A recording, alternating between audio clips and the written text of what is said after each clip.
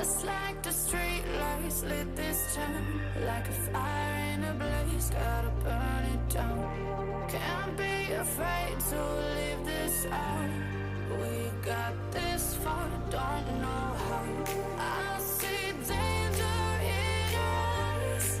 They know we'll burn down the night.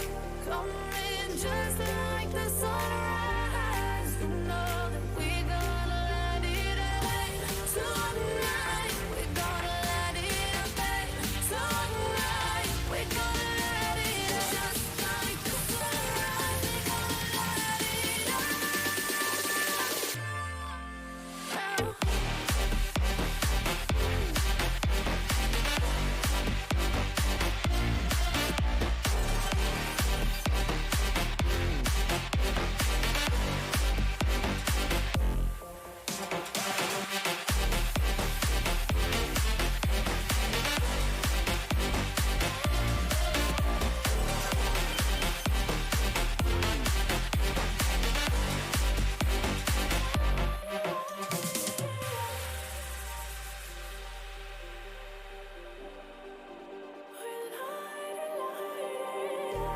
Just like a spark that's breaking out.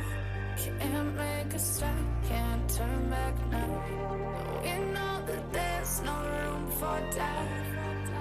No, we can't turn back now. I see danger in your eyes. They know we'll burn down the night. Coming just like the sunrise. You know that we're gonna light it up tonight. We're gonna light it up tonight. We're gonna light it up just like the sunrise. We're gonna light it up.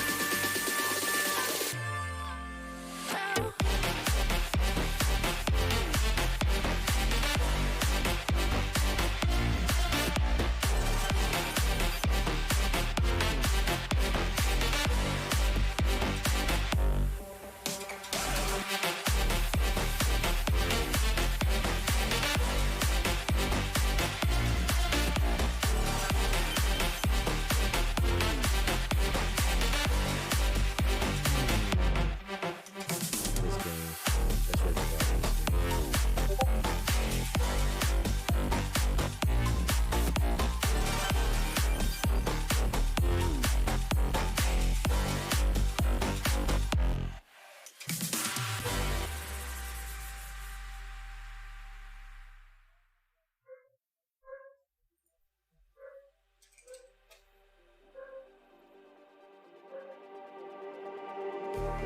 Just like the street lights lit this town, like a fire in a blaze, gotta burn it down. Can't be afraid to leave this out.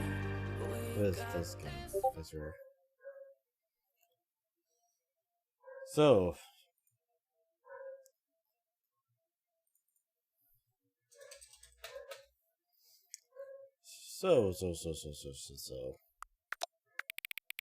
I put up the game earlier to just quickly get one achievement done and over with. And when I did, I went ahead and set the clock to like something random, right? Because the last time I did it said, go ahead and set it to your favorite time. So I set it to 4:20. And then they were like, how accurate is the time? So like, was accurate because it was actually closer to 5 o'clock. And I was like, you know what? I like sliders. Next time we put up the game, I'm going to have some sliders ready. And look, now we have this slider.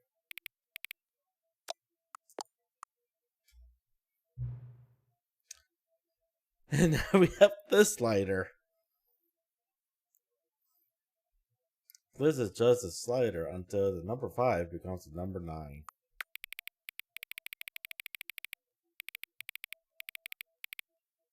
Nine. Let's play Steve. This is just this. Look at this slider until you stop adjusting the slider.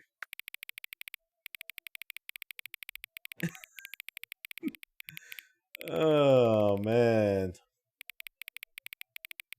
I swear, this is some funny ass shit. Which of the two made-up words below is most appealing to you? A Berlacos Scrum Thrush.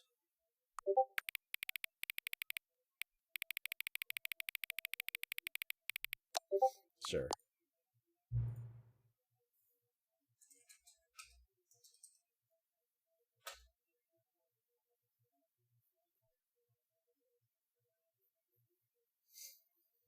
Please don't adjust the slider.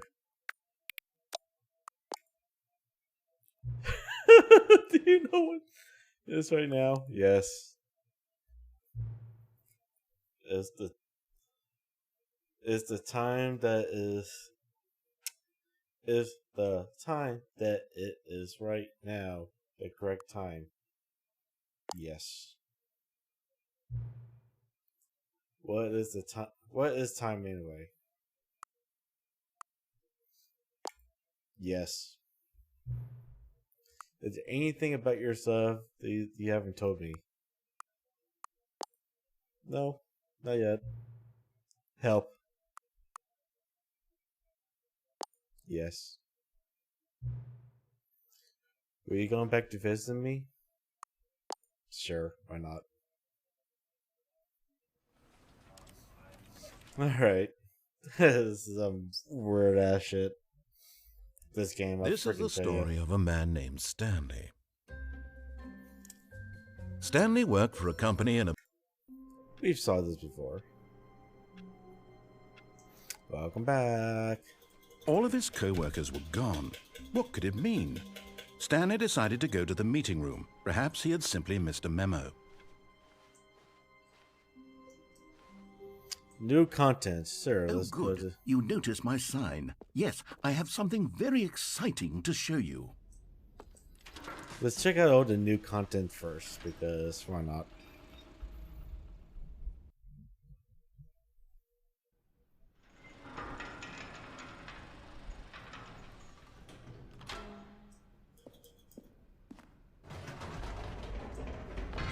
You see, Stanley, I've been reflecting on the Stanley Parable and about how roundly disappointing this Ultra Deluxe version has turned out to be. The original Stanley Parable was a landmark, and any new content for it should live up to that legacy. So forget this Ultra Deluxe nonsense. I say we take it one step even further. Which is why I'm very proud to announce for the first time ever, the Stanley Parable 2.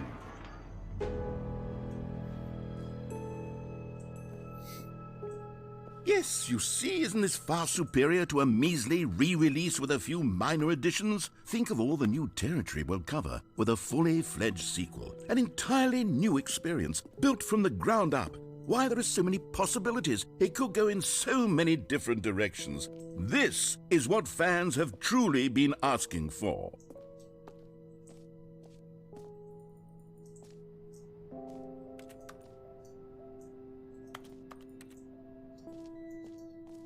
Calling it the Stanley Parable 2 is just so much catchier than Ultra Deluxe, don't you think? Ultra Deluxe? What does it even mean? But the Stanley Parable 2, now that's an artistic statement right there. It's future-oriented. It screams progress and innovation and long-term franchising potential. Just the two of us. We can make it if we try. Just the two of us. Just the two of us. Just the two of us. Building castles in the sky. Just the two of us. You and I.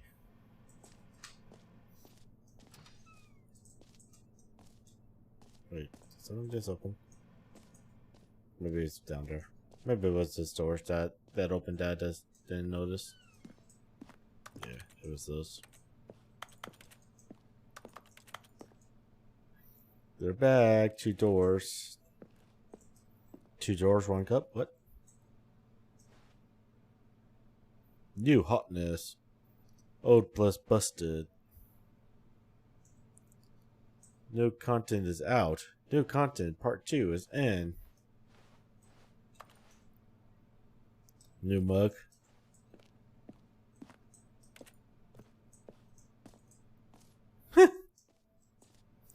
references. That's funny. Now, to be clear, I haven't quite nailed down what exactly the Stanley Parable 2 is going to be, but let's take a look at some of the features I've been developing for it. I figure that if I can loosely organize a handful of interesting concepts, that surely the game will sort of naturally spring up around them. It'll all work itself out. Game development is much more of a fuzzy magic than anything scientific or logical. Red marker.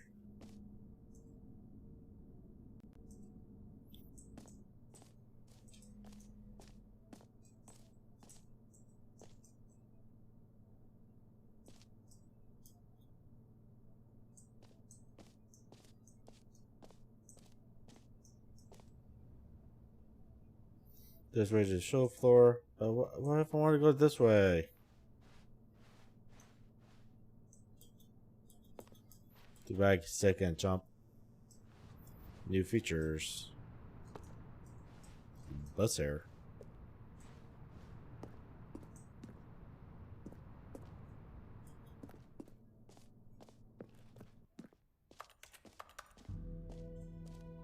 Here we are. Go on. Try out some of the new features.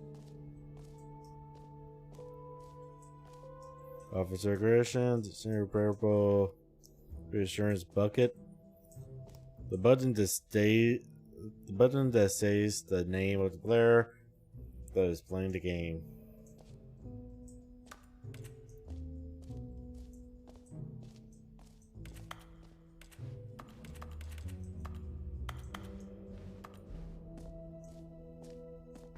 For the Stanley Parable 2, I asked myself, what do players really want? And of course, the first and most obvious answer is that they want to be individually recognized and validated as people. So with that in mind, my first addition to the game is this button which speaks the name of the person playing the game. Isn't that wonderful?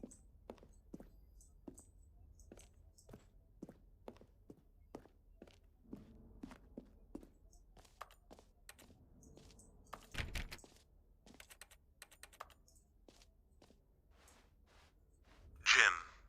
Sorry, I should have clarified. Right now, the button only says the name Jim. But of course, in the final game, this button will say your name, whatever name that is. Here, let's have you role-play as Jim to really simulate the full experience of this feature. Just play along. I promise you'll love it. Okay, here we go. Let's take a deep breath, clear your mind, forget whoever you are, and simply become a person named Jim. Jim. Whoa, hold on. I wasn't finished setting up the background. If you don't properly roleplay as Jim, then you'll never understand the impact of this button. Otherwise, it's just a stupid button that says somebody else's name. Okay, we're doing it again, and this time let me finish first. Now, allow yourself to become Jim. Jim. All right, fine, whatever. It's just a button that says Jim. Are you happy now? Get out of here. I'm done with this button. Why don't you go humiliate me in front of a different feature that I worked very hard on?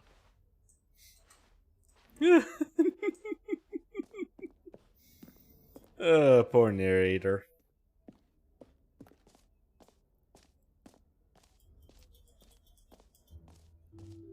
Maybe I'll only let people named Jim play the Stanley Parable 2. They would appreciate what I've created here. No, they won't.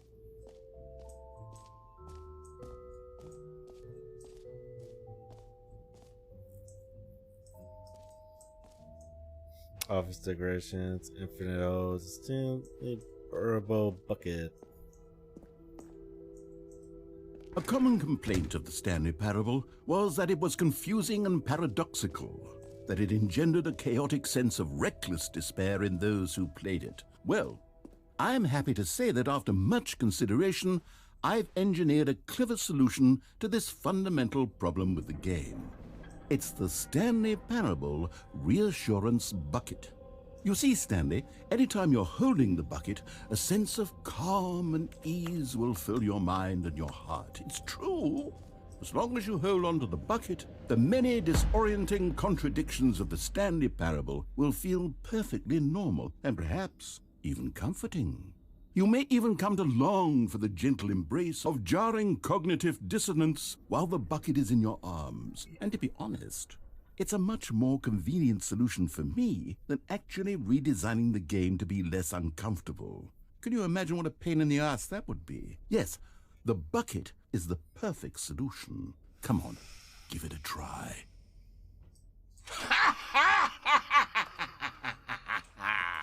Can you feel it? The glow of comfort, even in the face of crushing despair, must already be sweeping through your body. And in fact, can I say that I do believe the bucket lends you an air of charisma as well? I think that just holding it has made you the slightest bit more attractive as a person. The benefits of the bucket seem to go on, don't they? All this and more await you in the Stanley Parable 2.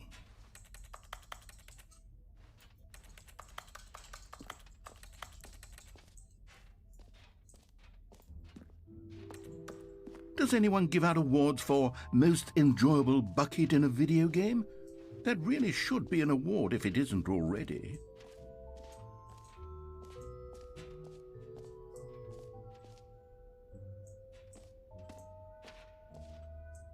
You know what? Let's bring the jump circle back for Stanley Parable 2 as well. It's a...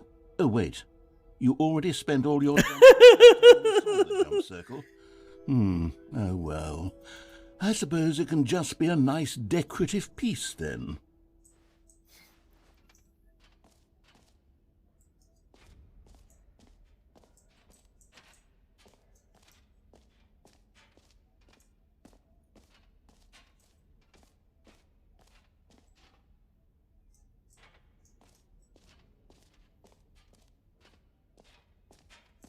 Okay, I'll be honest, I haven't yet decided on this one.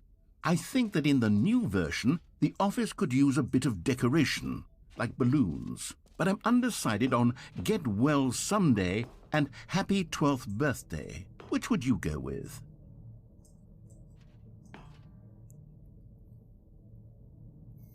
You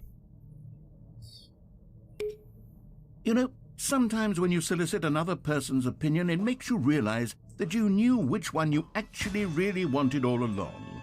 Get well someday it is. I wonder if it just the opposite one. Or actually, maybe I should have gone with... No, I've made my decision. We're moving on.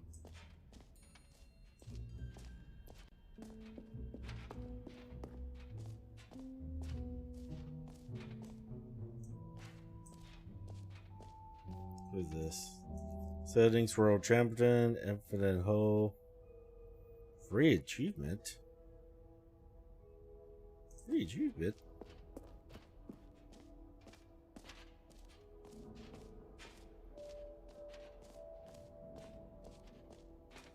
Pull the lever, receive your achievement. No more steps, it just works. Get it now. Now, here's something special. You remember that broken test achievement that got left in the game on accident? Well, I'm developing a technology to simply give you the achievement. Yes, you see, you'll come to this lever, and when you pull it, the achievement will be given to you. It's as simple as that. Okay, perhaps I should have clarified. This is technology that will exist. Right now, the achievement is still fully broken. I'm not a wizard, Stanley, but I guarantee it will be fixed in the sequel to at last satisfy the hordes of ravenous fans all over the world who have been uproariously demanding this feature. Gamers, we hear you, and I promise it will happen.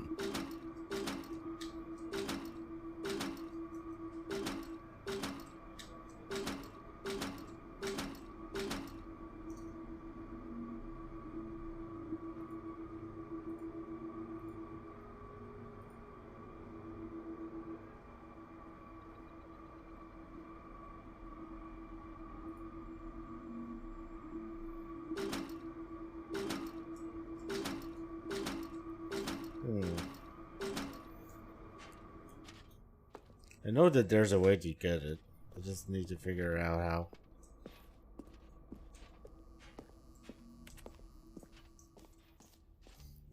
Figure that out later. What else? What other exhibits haven't we seen yet? Collectibles. Hole. Ah, collectibles. Now it's a real video game. In the Stanley Parable 2, you'll run around gathering up these miniature Stanley figurines. And what's truly innovative is that there will be no reward for collecting all of them. I don't want to stifle the intrinsic joy of watching a number go up. You simply collect all of them, and then you move the hell on with your unremarkable life.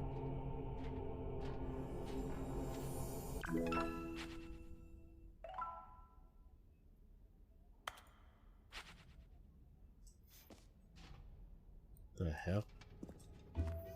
Alright. God, it really is the worst when you collect everything in a video game and then they give you a big fancy reward for it. Absolutely tragic. Merch. Silver. Office declarations. Epilogue. Epilogue.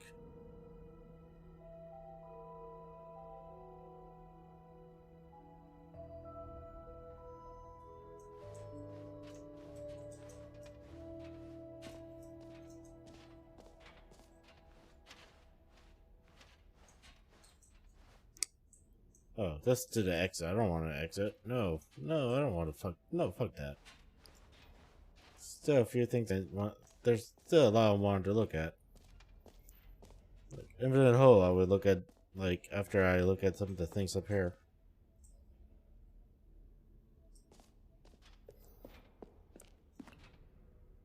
The voices do be memeing.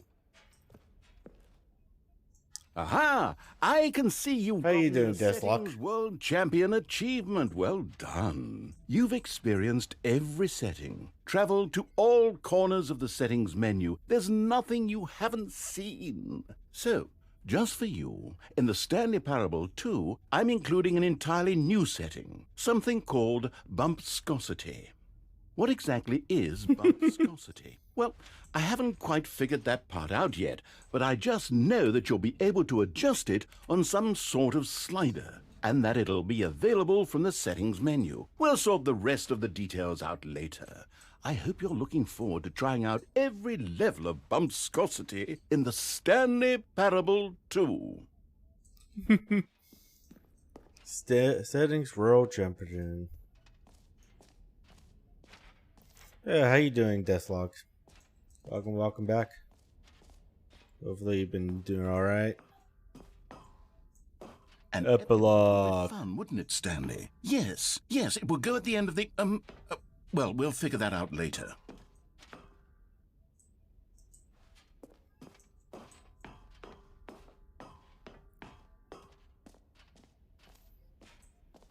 Doing well, just chilling.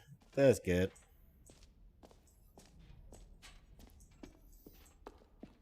Yeah, the sketch for your model looks really nice. I can't wait to see her get it done. Is she also going to be doing the rigging as well? I don't remember if you said that she was doing the rigging as well or not.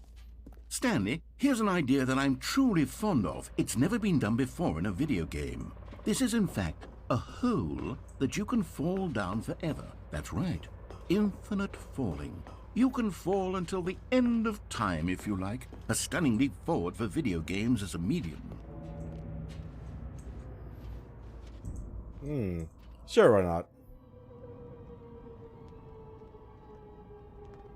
You see, isn't it wonderful? One of my more ingenious concoctions, if I do say so. Now then, since you've gotten to see the infinite hole, you can press the teleport button to pop back up to the top, and we can continue. That's good.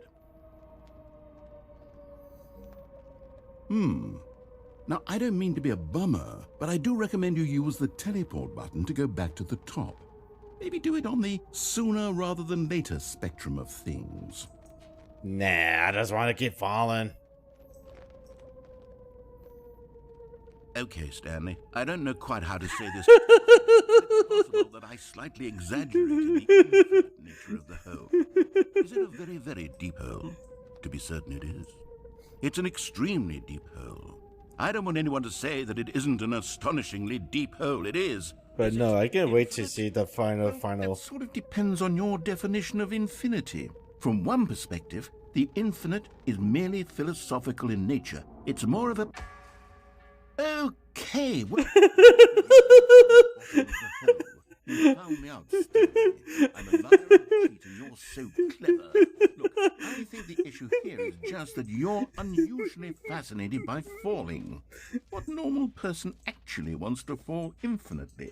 I do. Think that the hole was as deep as anyone would actually need. Don't you put this on me. Maybe you're the problem. Look, things got a little heated there. I think we both said some things we didn't mean. Why don't we just put all this behind us and agree to just call the whole mostly infinite? If that works for you, then go ahead and press the teleport button to warp up to the top of the hole and we can move on. I'll just be up here when you're ready. I wonder if the narrator would say anything more if I just stay down there.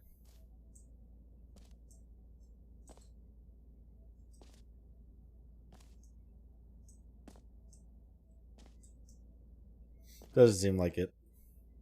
Great. Now, I'm very excited to show you even more of my ideas for the sequel.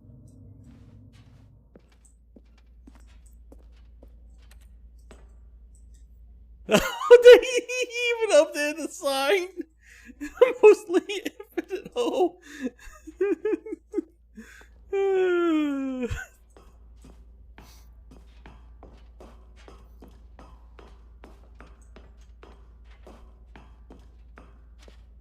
The mostly infinite hole. That's funny.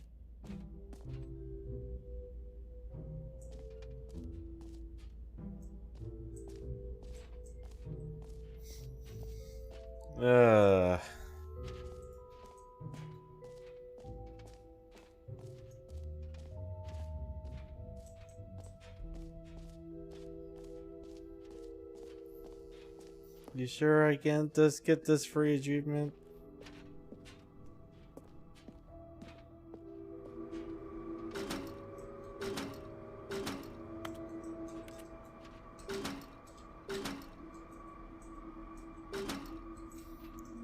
Yeah, I know I need to do something first to get this to be unlocked, but I don't know how. We'll have to figure this out.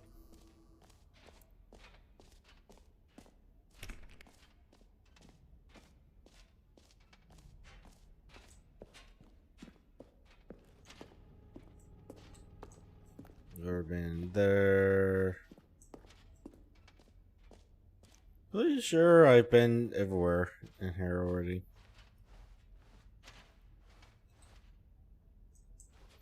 I've already used the jump circle. All right. Have you seen everything you wanted to? Ready to move on now?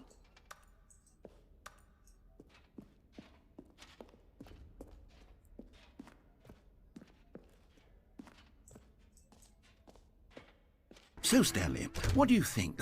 Do you like all of the new features? Yes, I know it's not exactly clear yet how exactly these features will come together as one single coherent video game, but I can feel it in my soul. And it'll be nice to see the model finish, and I'll definitely be jiggling the boobs to test the physics. I'll arrange these new features together, and we'll see whether or not it coheres into a meaningful gameplay experience. Okay, are you ready? Here it is. I give you the Stanley Parable 2.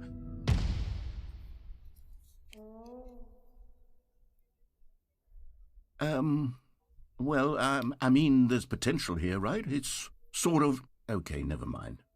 Hold on, let me do a different arrangement. Okay, yes, this is much better. I feel good about this. Here we go. Version 2. What the... Who am I kidding, Stanley? This isn't a coherent video game at all. It's a lot of gags. And I do very much enjoy creating gags, but they don't add up to anything. I wanted more than anything to create a sequel that would capture all the magic of the first game. I wanted fans to love it. No matter how good these gags are, they won't stand on their own. They would need the structure and the gameplay of the original. Wait, Maybe that's it. I can take the original Stanley Parable and simply, well, insert a few of my new features into it. Tastefully, of course. With respect. With care for the vision and integrity of the original game. Would it possibly work? I suppose it could. But it would need a really, really tremendous title screen. A title screen that says with bold and uncompromising conviction, "This is the Stanley Parable 2. Let me see if I can whip something up. All right, perfect. Go ahead. Take a look.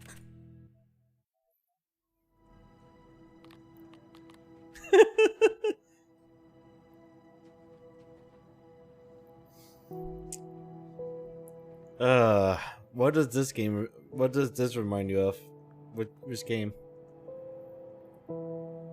I could think of a few games.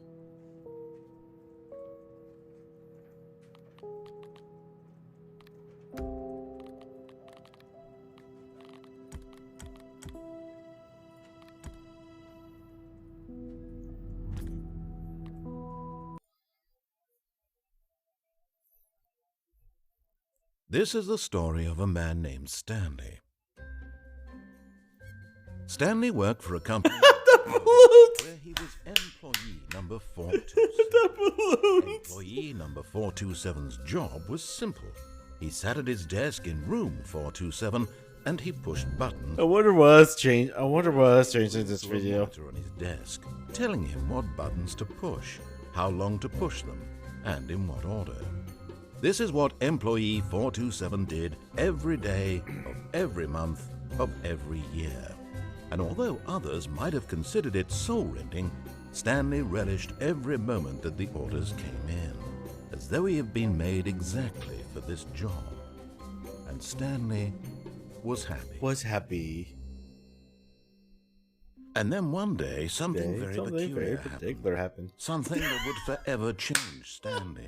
Something he would never quite forget. He had been at his desk for nearly an hour when he realized that not one single order had arrived on the monitor for him to follow. No one had showed up to give him a meeting or even say hi. Never in all his years at the company had this happened, this complete isolation. Something was very clearly wrong. Shocked, frozen solid, Stanley found himself unable to move for the longest time. But as he came to his wits and regained his senses, he got up from his desk and stepped out of his office. All of his co-workers were gone. What could it mean? Stanley decided to go to the meeting room. Perhaps he had simply missed a memo. Really? You plucked that part off? The bucket. Oh, you know what? I'm gonna grab the bucket. Picked up the bucket.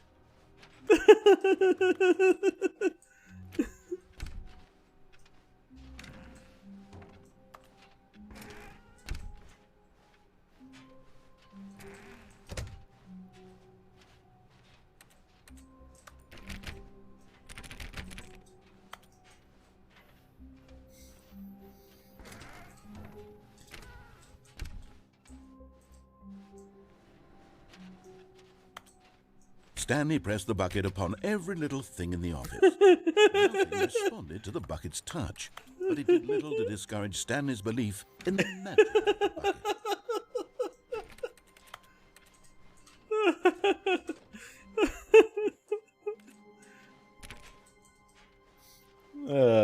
This is simply amazing. Stanley clutched the bucket tightly to his chest and entered the door on his left. Sure, I'll play Steve.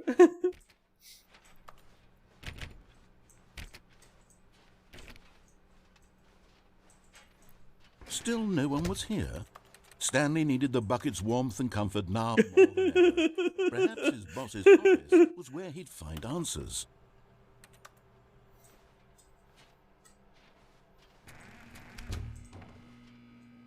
Oh, Stanley, can you feel it?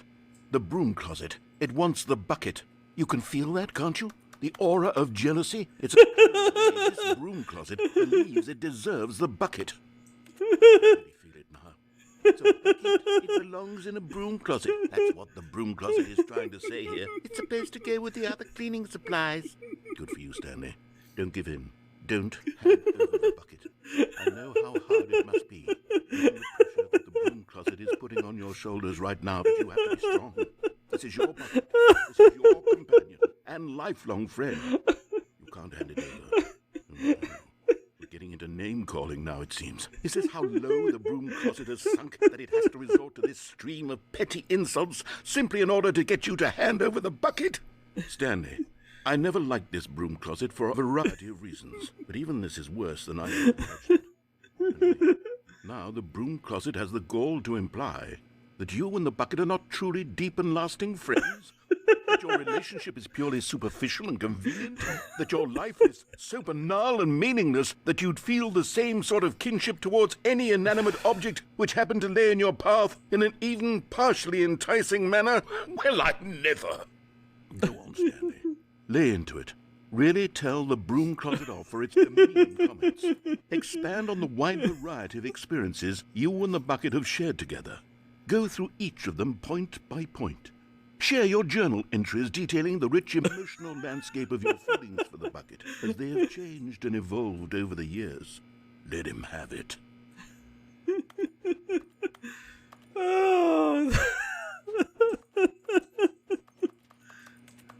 Okay, I've got you something which I think will help settle this debate once and for all. Here we go. There. Now it's settled. No more debate, no more discussion. Meandering philosophical diatribes about the nature of cleaning supplies and their relationship to broom closets in the natural course of things. Sticker on the bucket of the Pharmacy of Stanley. All right, I've got a second sticker back here, and I'm going to slap it on as well because I think it's appropriate. You see, I feel that it works because the sticker is also a bucket. That way, if you're ever unsure whether the thing you're holding is a bucket or not, you can look down at the sticker and say to yourself, it's a bucket. There really is a wide variety of applications for this sticker. You know what? I could take the name-calling and the dismissal of the kinship with the bucket, but now the broom closet is just giving us the silent treatment. And to be honest, I'm sick of the pettiness on display. You can stay here all you like, but I've had it with this impetuous room of cleaning supplies. Easily the most childish such room I've ever been in. I'll see you outside, and we can get on with the story about you and your bucket.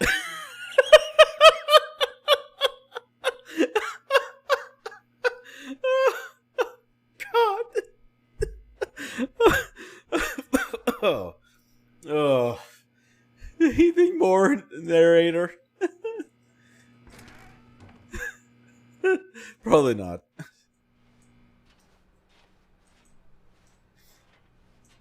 No, I'm going back in. Yeah, that's it. The narrator's not going to say anything more. Coming to a staircase, Stanley and the bucket walked upstairs to the boss's office. Sure. We'll play Steve. We'll follow. Stepping into his manager's office, Stanley was once again stunned to discover not an indication of any human life. Crushed by the weight of this revelation, Stanley may have broken down into an emotional dumpster fire if not for the soothing presence of the bucket. Even now, in his darkest of hours, did the bucket's warmth and guiding light pierce the dark clouds of confusion and chaos. It would be with him always. The bucket would, and he knew it. The two of them were inseparable. At this point, Stanley was so absorbed in the tender spiritual connection he shared with the bucket that he didn't notice the keypad behind the boss's desk. Nor in his bliss of simply being near the bucket did he have any notion that the PIN number for the keypad was 2845. Oh, he changed the numbers on me. But Stanley guessed the correct code by sheer luck. Was it that the bucket knew all along? Was the bucket guiding him? Yes, this is certainly the most logical explanation.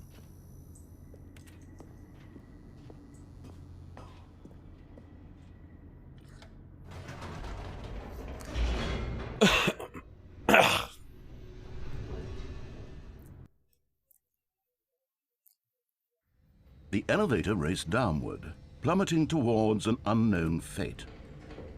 It would be all Stanley could do to keep himself together, if not for the bucket. Soothing him, comforting him, reassuring that in this darkest moment of uncertainty, he would be all right.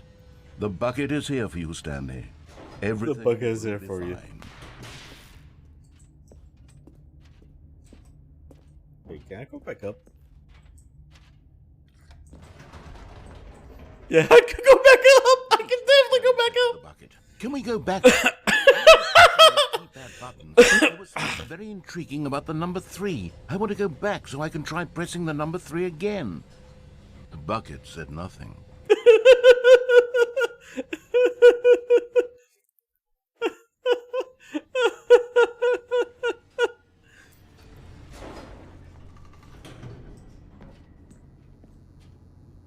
Whoa, shit. Here we are, said Stanley. Now I'm going to try out that number 3 button.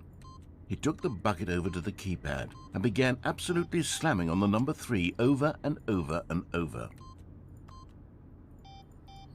Yeah, I'm just going to keep pressing 888. 8.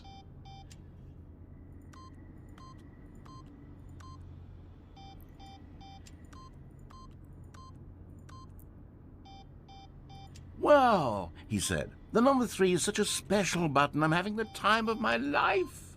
Stanley looked expectantly at the bucket, but the bucket remained silent. This was a shock to Stanley, who had always felt such a connection with the bucket. How was this not as exciting to the bucket as it was to him? Once Stanley had had enough of the number 3, he got back in the elevator.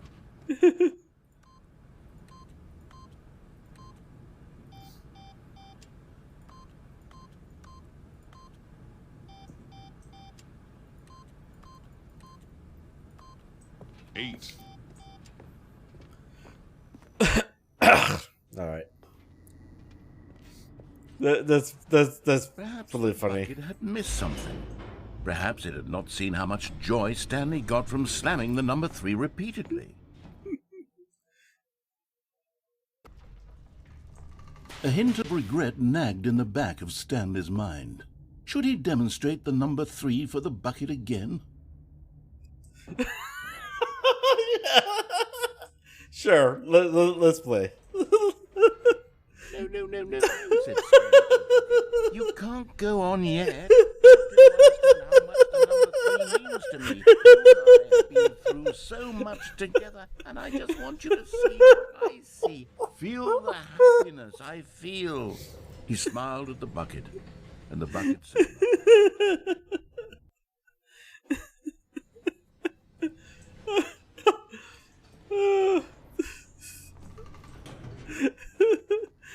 Don't give me the option to go back "Here upstairs. we go," said Stanley. "This time I'll really show you." He ran to the number 3 and began to wail on it like a musician on a beloved instrument, weaving a concerto of truth and passion. He wielded the number 3 like a fine artist would wield a paintbrush. He told stories through the number 3, stories of his dreams and hopes and fears, and the whole time he looked to his bucket for a reaction of some kind, anything to let him know that the bucket appreciated what he was doing.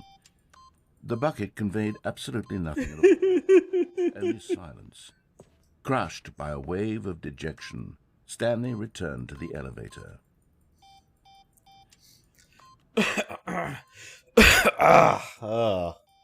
This is freaking hilarious.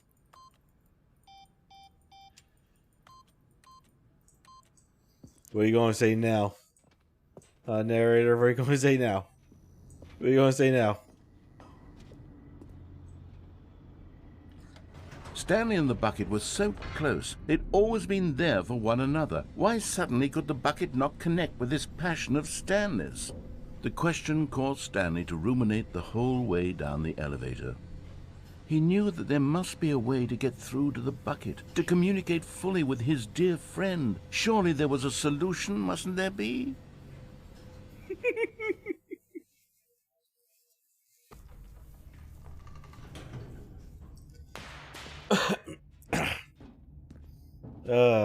Stanley and the That's bucket hilarious. walked straight ahead through the large door that read, Mind Control Facility.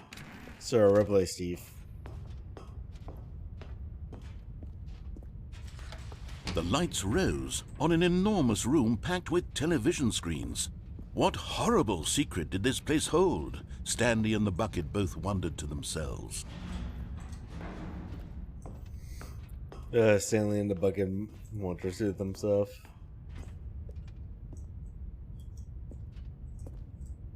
I know there's a way to get up here.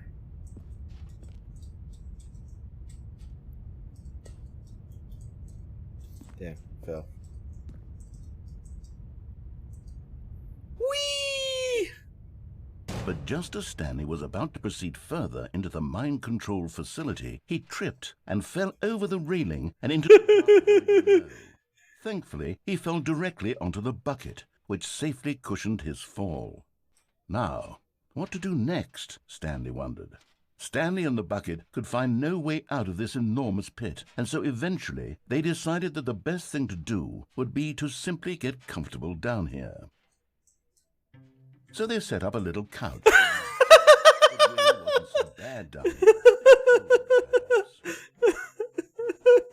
After some time had gone by, they installed a few shelves as well, and a sort of kitchenette that was useful for when the bucket was craving paninis.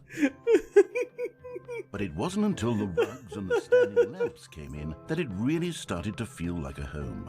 In fact, after some time, Stanley realized that it had been ages since he had even thought of the mind control facility at all.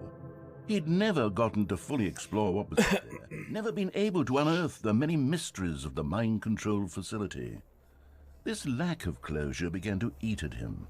Soon he was dwelling on his regrets, and the state of their home slowly decayed as Stanley became withdrawn and neglected the cleaning. It unsettled the bucket deeply. Stanley wasn't usually like this.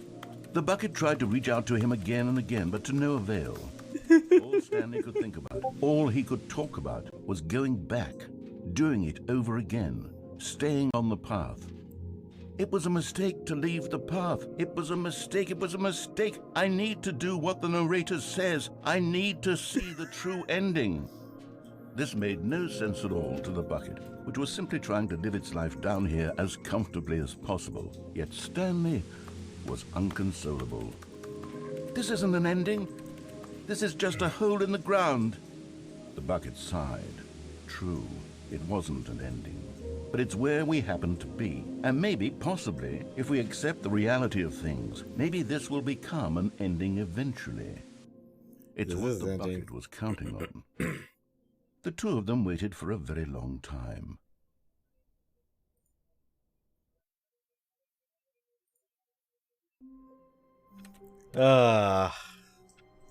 That's funny. All of his co-workers were gone. What could it mean? Stanley decided to go to the meeting room. Sticker still. Stanley Sir. lifted the bucket into his arms, and a wave of comfort rushed over him.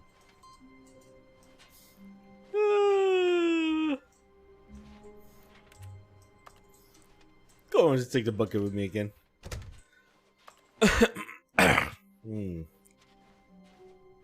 Stanley clutched the bucket tightly to his chest and entered the door on his left.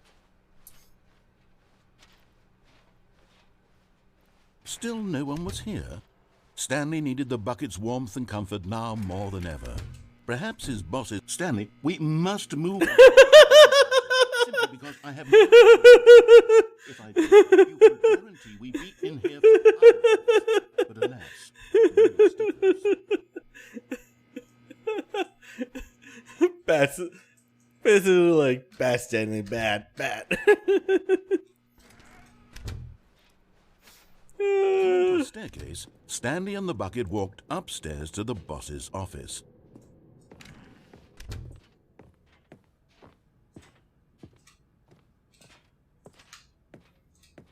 Stepping in... We're not going to play, Steve. I'm going backwards. With my trusty bucket. Maybe my bucket is going to escape.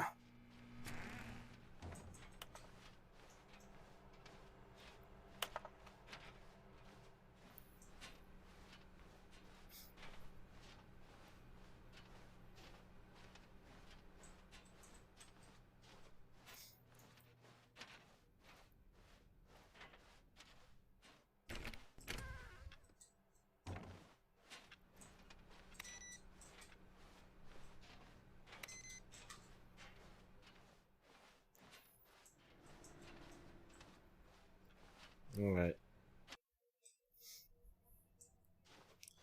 You are now leaving. If I recall correctly, this is to the dead end. Yeah.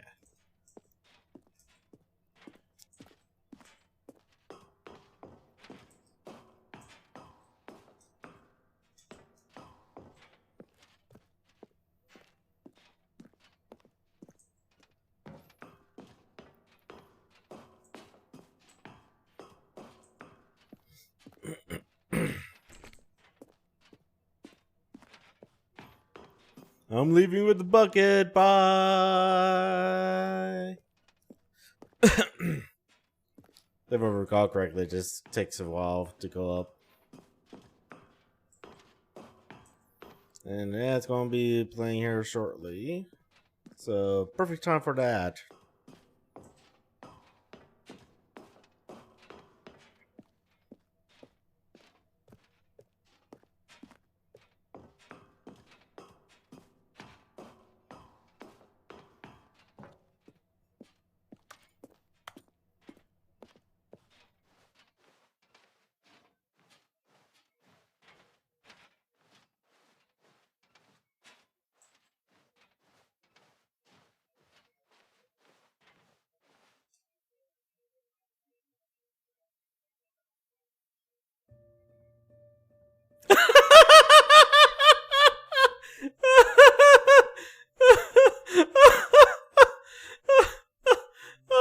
Oh shit!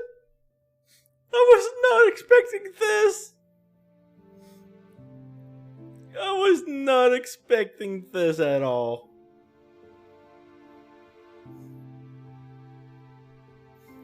Bye, bucket.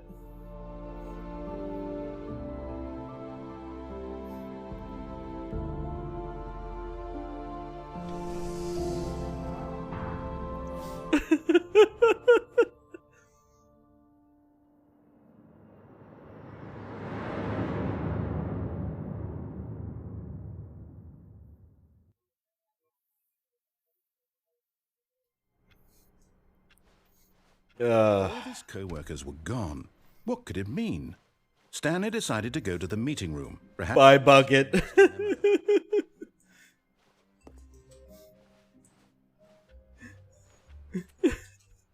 Oh shit! That shit is funny.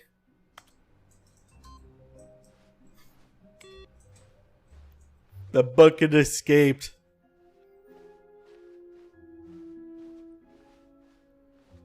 When Stanley came to a set of 2 open doors, he entered the door on his left.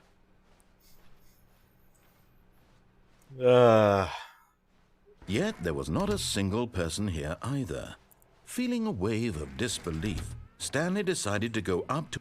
Stanley stepped into the broom closet, but there was nothing here, so he turned around and got back on track. Nope. I'm just going to stay in here for a while. There was nothing here. Yeah. No choice to make. No path to follow. Just an empty broom closet. No reason to No still reason be to here. be here.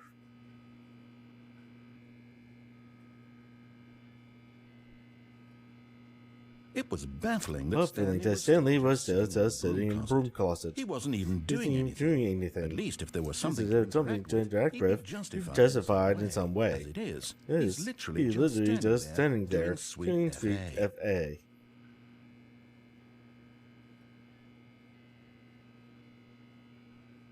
Are you really still Are in the you broom still in the closet? broom closet? Standing around doing Now nothing? doing nothing. Why? Why? Please offer me some There's been so explanation much here. explanation. I'm genuinely I'm genuinely confused.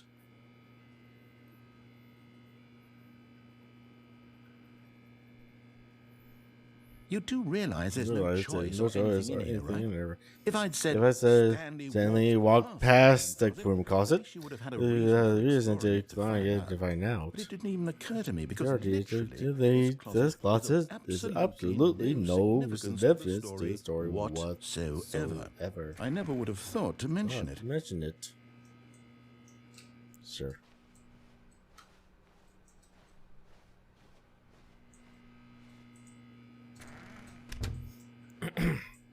Maybe to you this is somehow its own branching path. Maybe when you go talk about this with your friends, they'll say, "Oh, did you get the broom closet ending? The broom closet ending is my favorite." I hope your friends is concerning. But broom closet ending is my favorite. Stanley was fat and ugly and really, really stupid. He probably only got the job because of a family connection. That's how stupid he is. That or with drug money. Also, Stanley is addicted to drugs and hookers. Hey, how do you know? How do you know? How do you know I was addicted to drugs and hookers? I've come to a very definite conclusion about what's going on right now. You're dead. You got to this broom closet, explored it a bit, and were just about to leave because there's nothing here. When a physical melody of some sort shut down your central nervous system, and you collapsed on the keyboard. Well, in a situation like this, the responsible thing is to alert someone nearby so as to ensure that the body is taken care of before it begins to decompose. Hello? Anyone who happens to be nearby? The person at this computer is dead. They have fallen prey to any number of your countless human physiological vulnerabilities. It's indicative of the long-term sustainability of your species. Please remove their corpse from the area and instruct another human to take their place, making sure they understand basic first-person video game mechanics and filling them in on the history of narrative tropes in video gaming, so that the irony and insightful commentary of this game is not lost on them.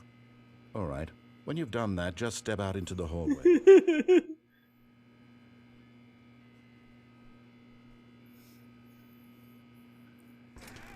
Yeah, if I recall correctly, this is the ending for right now. Ah, second player. It's good to have you on board. I guarantee you can't do any worse than the person who came before you. You, too, are at the mercy of an entire species. Perhaps there's a monkey nearby you can hand the controls to. A fish? Fungus? Look, you can hammer out the details. I'm not particularly picky. I'll just be waiting for when you're ready to pick up the story again. Sure. Coming to a staircase, Stanley walked upstairs to his boss's office.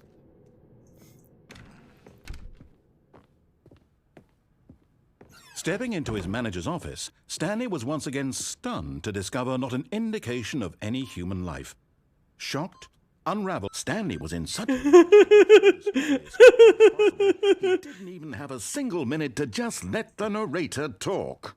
That kind of anxiety isn't healthy, so he relaxed for a few moments with some calming New Age music.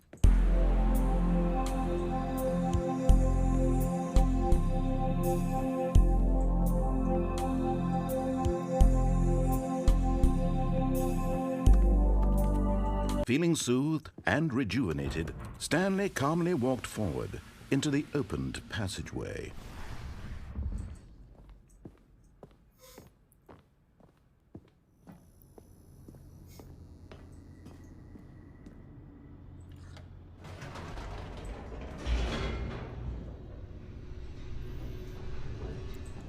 This game. This fucking game.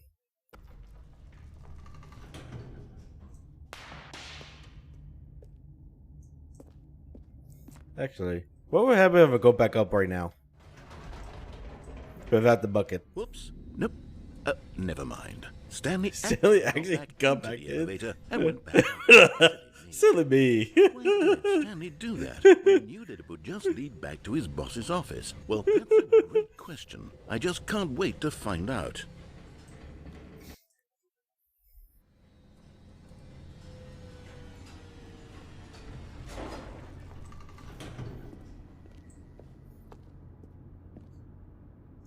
Well, you didn't exactly tell me that. Didn't tell me that I need to go straight forward. Here we are, Stanley. It's your boss's office. Exactly the way it was before you got onto the elevator. It's still just exactly what it is. What a decision you've made to come up here and look at the office again. This has fleshed out the plot of the story in new and fascinating ways I could have never anticipated. It's that keen eye for storytelling that you have, an incisive rapid fire of critical plot points, one after the other, weaving a rich tapestry of uncompromising narrative. Wow! I'm bolted to the edge of my seat.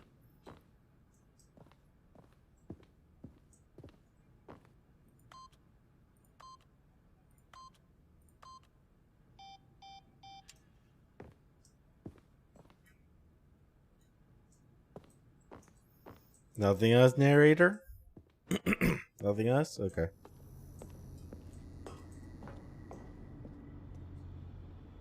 Incredible. Now he's getting back into the elevator and going down again.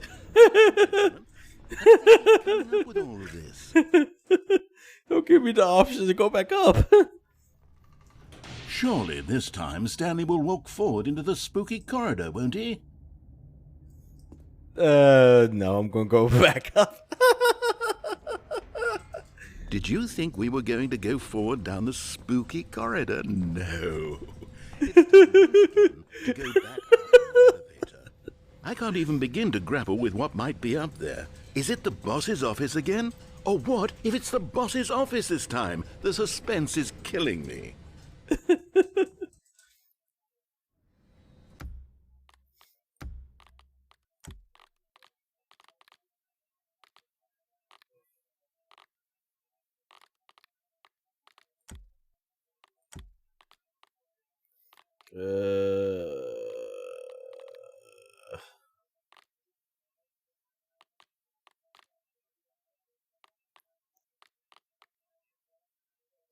I guess it's fine.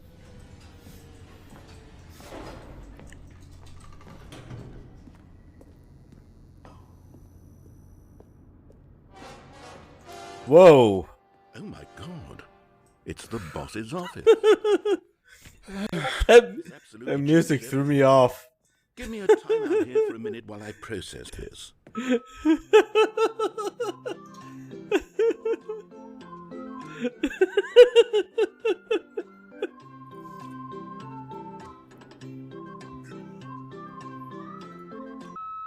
Okay, I'm ready. I'm prepared to embrace this stunning revelation and to move forward with... No, wait.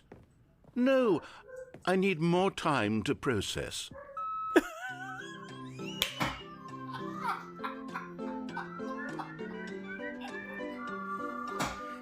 This is new to me.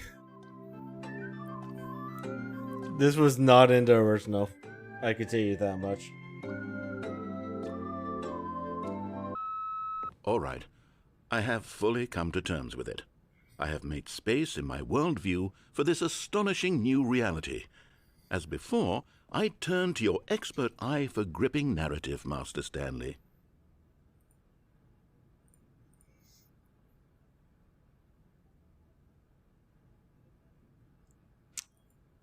What's this?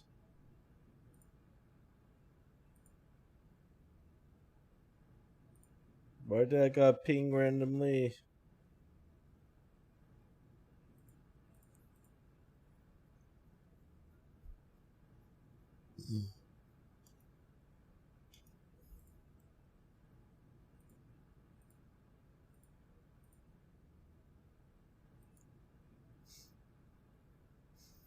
Sorry, give me a moment.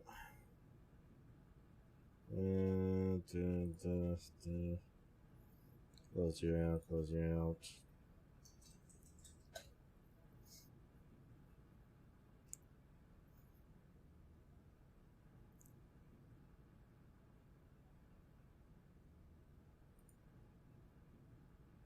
Alright.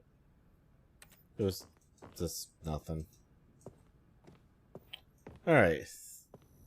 Back to the craziness. Of course. Going back down in the elevator. How did I not anticipate it? I mean, sure, now it's obvious, but you have to understand that 30 seconds ago, this kind of thing had never been attempted before. I had no frame of reference to even anticipate it. That's just how revelatory Stanley's decision-making is. A breath of fresh air in a landscape of storytelling that has grown stale and repetitive.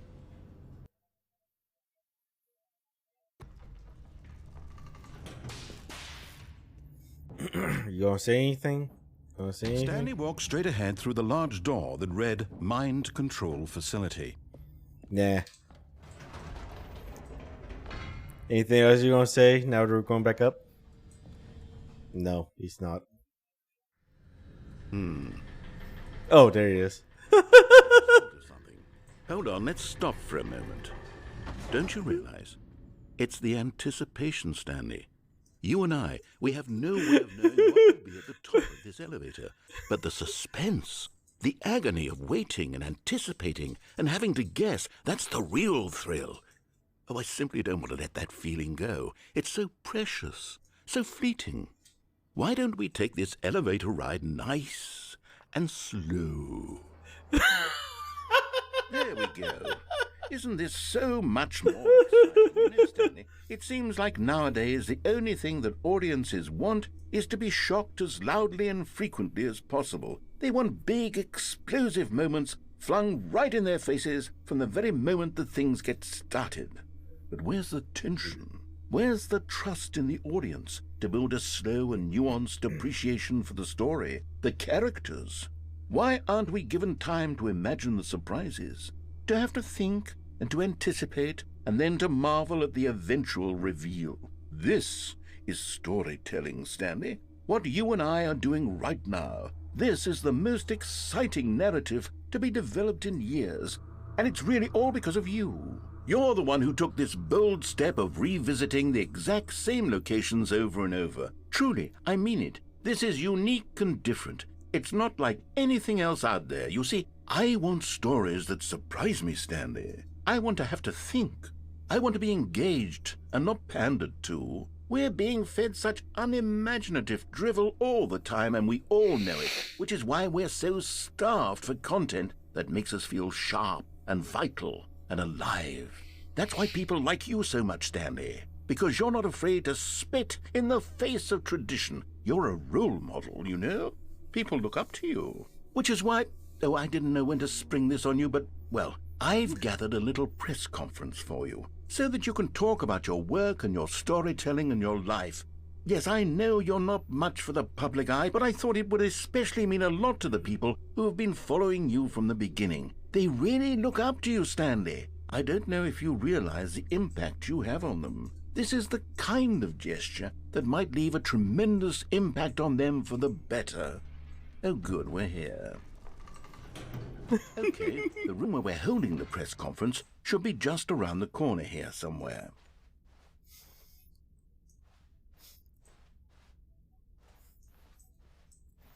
Stage door to the left. Ah, yes, here it is, just through this door. World Beast, baby. Woohoo!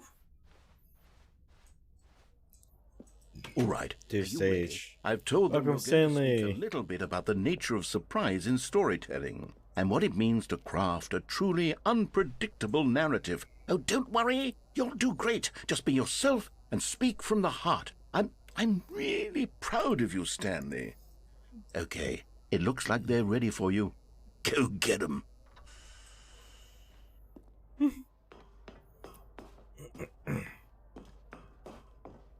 They really do be adding a bunch of things.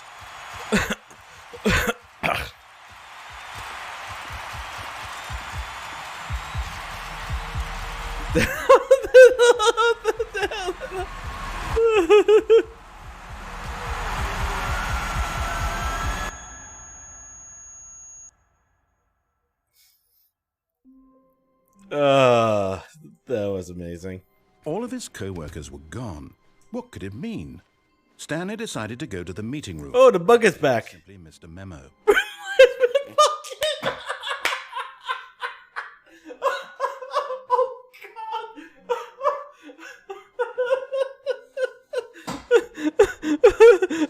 Okay, bucket, let's go for a ride. Blew this one too. Stanley clutched the bucket tightly to his chest and entered the door on his left. Okay, Bucket, we're going places. Here, Stanley needed the bucket's warmth and comfort now more than ever. Perhaps his boss's office. Stanley, we must move on from this broom closet, simply because I have no remaining stickers. If I did. Coming to a staircase, Stanley and the bucket walked upstairs to the boss's office. Let's do the actual story with the Bucket now. Stepping into his manager's office, Stanley was once again stunned to discover not an indication of any human life. Crushed by the weight of this revelation, Stanley may have broken down into an emotional dumpster fire if not for the soothing presence of the bucket. Even now, in his darkest of hours, but Stanley guessed the correct code by sheer luck. Was it that the bucket knew all along? Was the bucket guiding him? Yes, this is certainly the most logical explanation. Yes, this is the most logical explanation.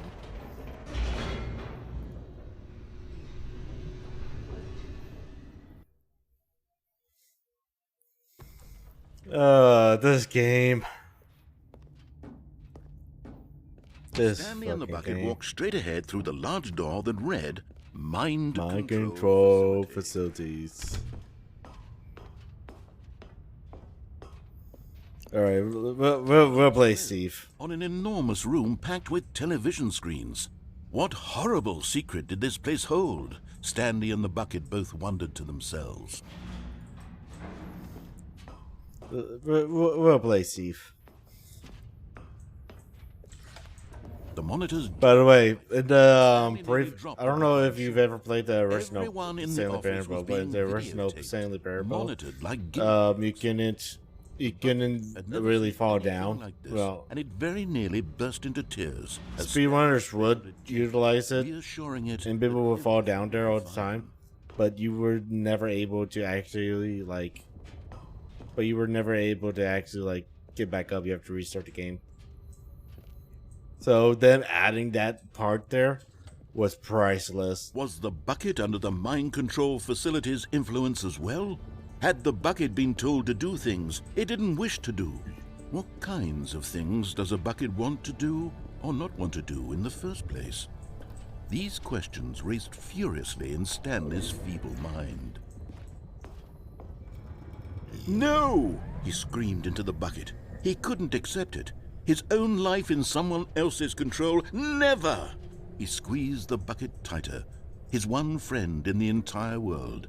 At this point, he could trust no one except for the bucket. For the bucket. Because the bucket is just my best friend. Alright.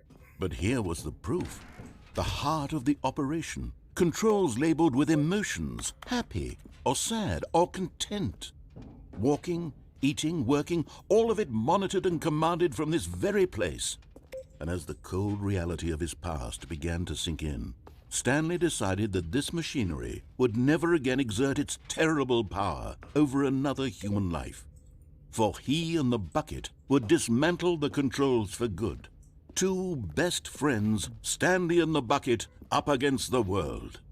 They high-fived in a really cool way, and the bucket made a sassy comment about taking down the system. That's funny. That's funny because I think I'm going to use this bucket and I'm going to hit no.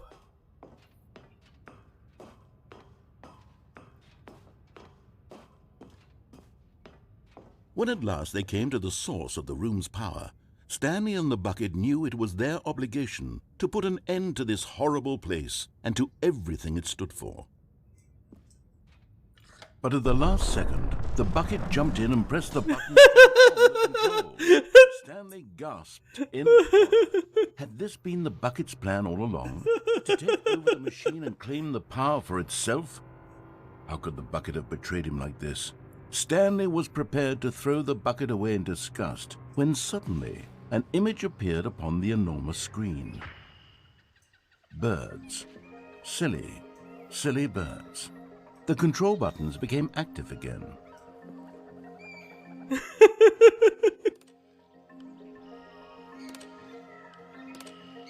Stanley flipped through one video of silly birds after another, and then it dawned on him. This wasn't a mind control facility at all. It was a facility for monitoring and surveilling silly birds all over the world. The mind controls were only a facade to disguise its true intentions. Had the bucket known this all along? Silly With birds. the metal genius in his hands, the one who had pointed him towards this incredible discovery. Stanley and the bucket never found freedom because they spent the rest of their lives here in this place, flipping through live streams of the silliest birds imaginable. Of all the possible paths his life could have taken, this one was surely the best. And Stanley was happy.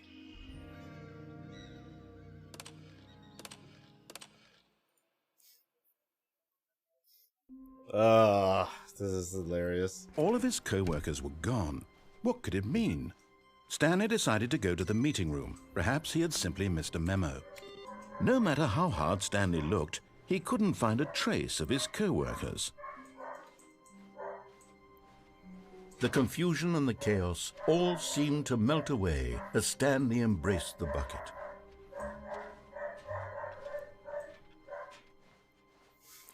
All right, bucket. Let's go places. Stanley clutched the bucket tightly to his chest and entered the door. All right, let's do the AXO ending Still now. no one was here. Stanley needed the bucket's warmth and comfort now more than ever. Perhaps his boss's office was where he'd find answers. Coming to a staircase, Stanley and the bucket walked upstairs to the boss's office. Stepping into his manager's office, Stanley was once again stunned to discover not an indication of any human life. But Stanley guessed the correct code by sheer luck. Was it that the bucket knew all along? Was the bucket guiding him? Yes, this is certainly the most logical explanation.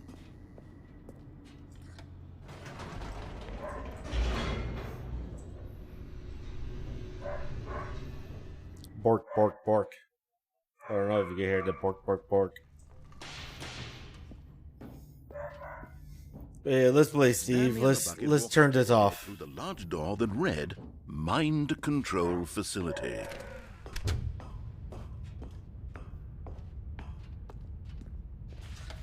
The lights rose on an enormous room packed with television screens.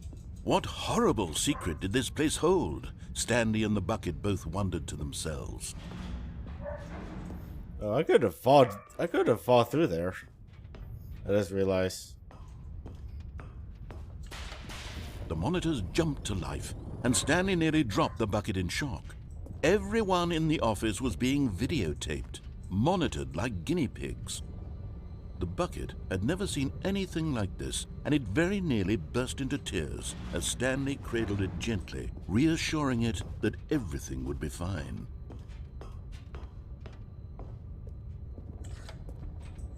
Was the bucket under the mind control facility's influence as well? Had the bucket been told to do things it didn't wish to do? What kinds of things does a bucket want to do or not want to do in the first place?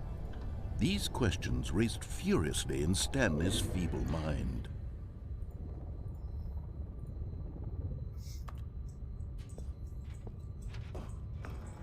No! He screamed into the bucket.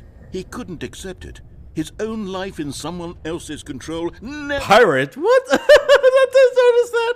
His one friend in the entire world. There's a one that says pirate. He could trust no one except for the bucket. But here was the proof. The heart of the operation. Controls labeled with emotions, happy or sad or content.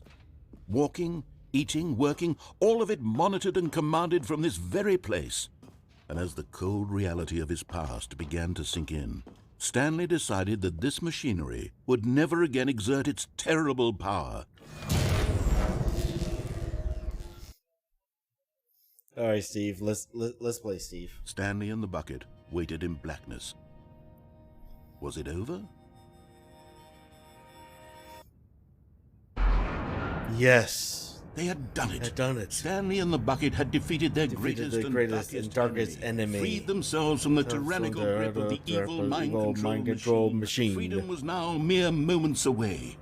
Excitedly, the two of them began to discuss the kind of life they wanted to live once they stepped through this massive door. The bucket wanted to learn to roller skate. Stanley wanted to sneeze in every country on Earth. Both of them begin watching a movie, any movie, but then stop it halfway through and begin watching it in reverse from the end. True, it was a simple life they envisioned, but it was one they'd lived together, with one another to lean on, to trust, to support, and to... What? Wait. What happened? Why had the door stopped? Was Stanley and the bucket not about to be freed? An unbearable silence filled the room, lingering in uncertainty, until finally the truth hit Stanley square in the face. This building did not want the bucket to leave. Even the facility itself recognized the incredible calming presence of the bucket, needed the soothing warmth of the bucket, or go to any lengths not to part with the bucket. No. Stanley can't leave this place. Not while he had in his arms. Not while this building has anything to say about it. Stanley realized he would never again leave this very room. But at least he has the bucket. To be trapped eternally in darkness isn't really so bad, Stanley thought to himself. As long as I have my bucket with me, right? I'll be okay, won't I? Stanley gulped. Very soon now, he was about to find out.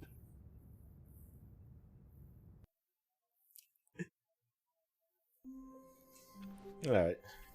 All of his co-workers were gone. See what other madness we could do with a Stanley bucket. decided to go to the meeting room. Perhaps he had simply missed a memo. Warmth spread through Stanley's arms. With the bucket in his arms again, he was home.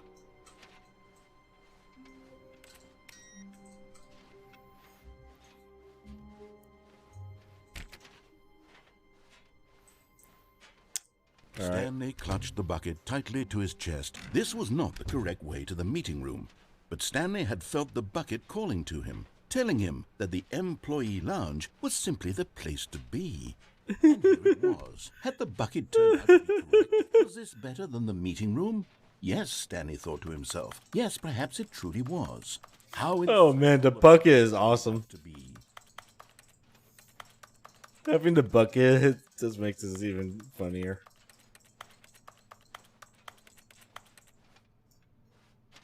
Truly, being here with the bucket was a grand adventure.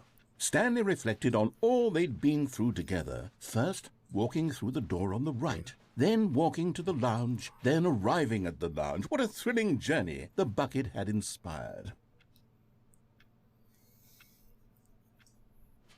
Anything else, narrator?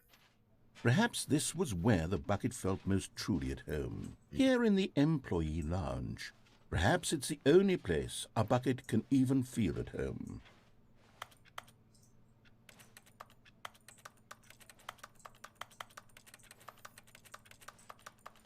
Stanley decided to just give the bucket absolutely as much time as it needed to be in the lounge.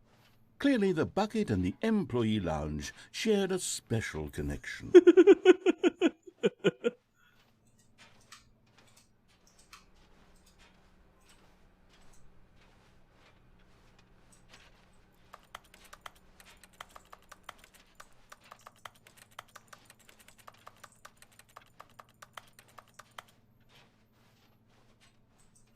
But I finally, guess that's it. the bucket was done being in the lounge, and they took the first open door on their left to get back to business. And so Sure. the two of them detoured through the maintenance section and walked straight ahead to the opposite door. Sure. We'll go to the opposite door, alright? Oh, good, Stanley. I'm glad you found your way here. I knew you'd find this place eventually.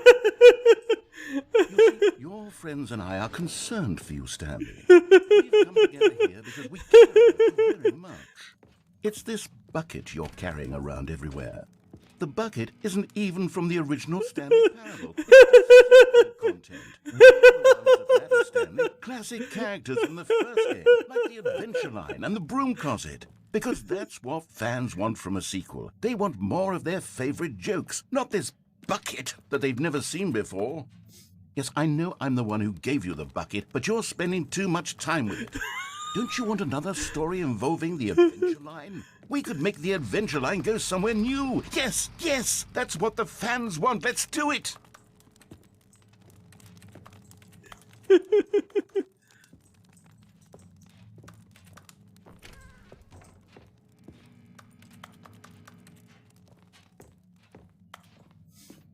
Oh, the truck moved. Whee! Look at that wacky line. Who knows where it'll go off to next? Oh, and it played some silly music as well.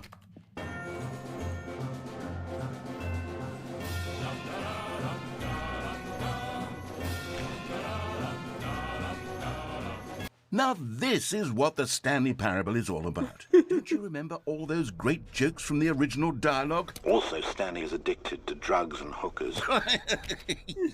It's as classic now as it was back then. Let's do it for the fans, Stanley. Let's give them more content exactly like this. But if we want to do that, you're going to have to give something up. I'm not giving up the bucket. The bucket gives me too much content. Don't you get it, Stanley? We need to get rid of the bucket. That's why I'm very proud to introduce a brand new character. This is the Bucket Destroyer.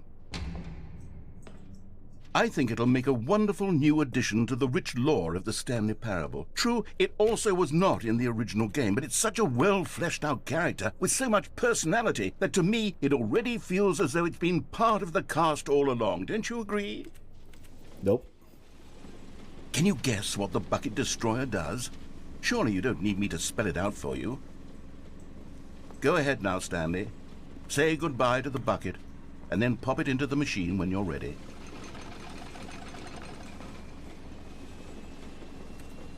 Now listen to me. It's crucial that you give it the bucket.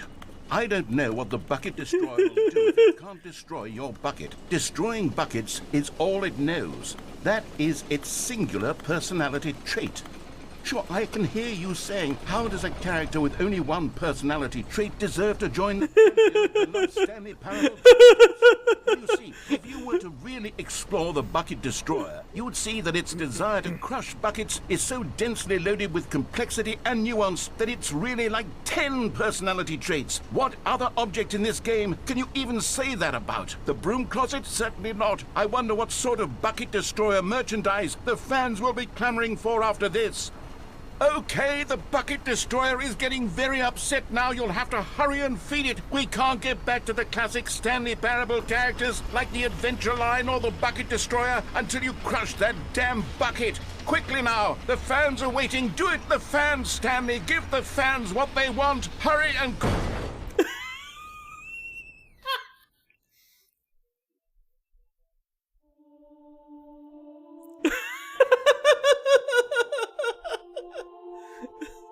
Bucket Halo. Destroyer.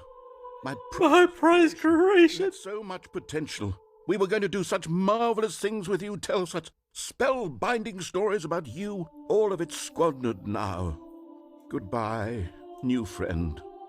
For the moment in time that you were here, you were magnificent.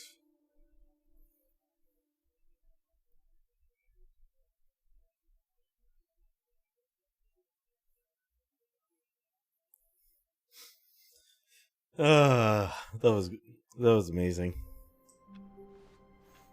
Even now, Stanley's office was a distant memory. What did it look like? There was a computer, perhaps, and a painting. Was it a painting or a photo? He could no longer recall.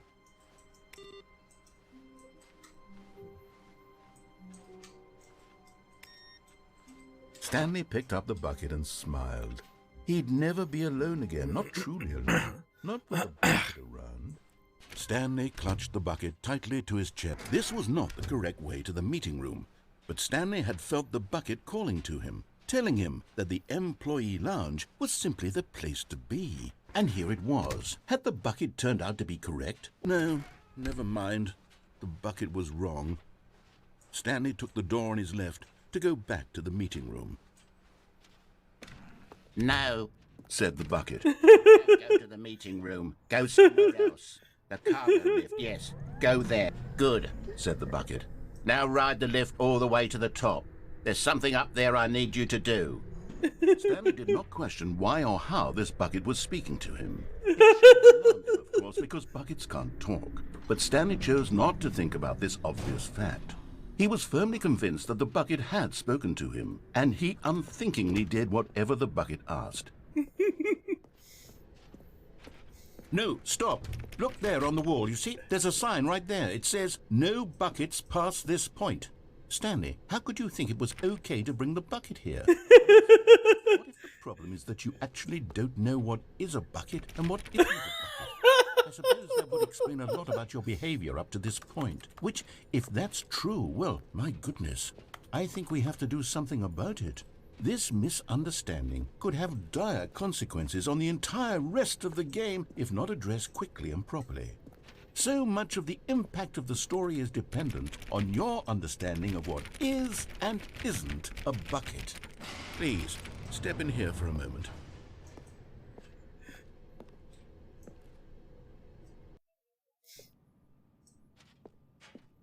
Now then, I'm going to run you through some test scenarios, and you'll tell me whether or not the thing I'm showing you is a bucket. Simple enough, right? This should tell us everything we'll ever need to know about what is or is not a bucket. Okay, let's begin. Item 1. Is this a bucket? It is a hologram of a bucket, not an actual bucket.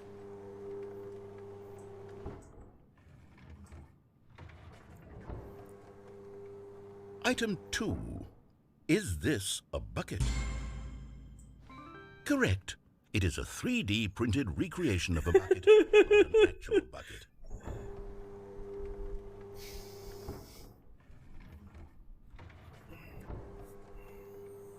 Item 3. Is this a bucket? Incorrect. This is a bucket.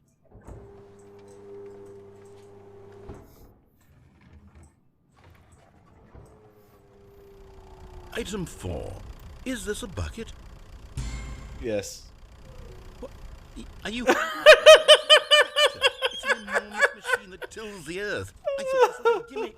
How on earth did you manage to screw it up? Absolutely incredible. Let's just move on to the next one.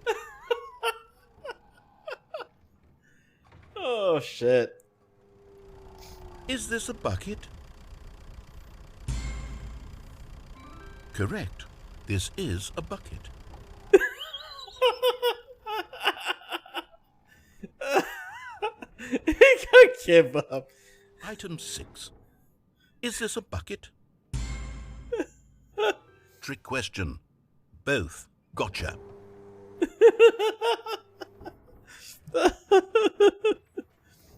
Item... Wait, hold on. I can't find the next one. Let me see. It should be around here somewhere.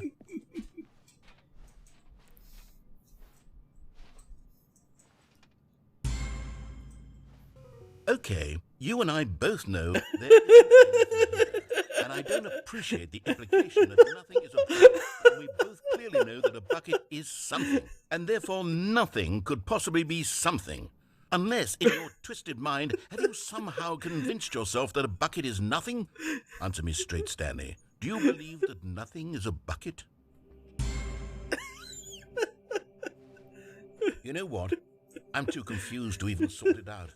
I've lost all sense of perspective. What is a bucket? What isn't a bucket? Mere moments ago I could answer these questions with confidence. And yet now I'm somewhat adrift. Do any of us know what a bucket is? Am I a bucket? Stanley, Are you a bucket? doing this? Yes, I'm you are a losing bucket. Myself, and myself was all I ever had to begin with. I'm afraid the bucket is threatening to tear our relationship apart. I can't have that. I'm sorry. But I'm going to erase all buckets from the game entirely. Okay, here we go.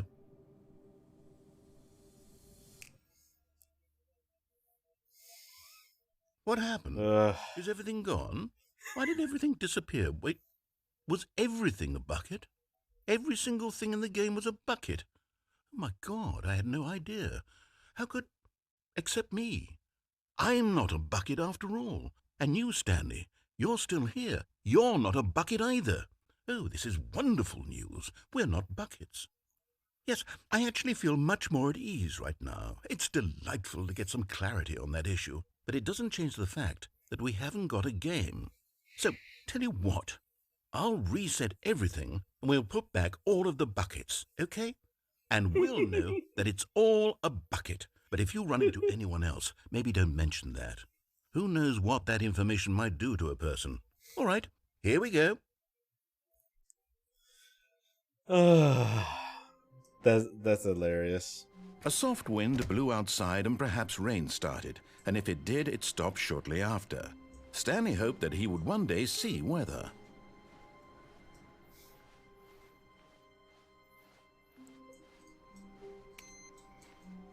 The good old bucket. Just Stanley and the bucket, off on another thrilling adventure together. Damn straight.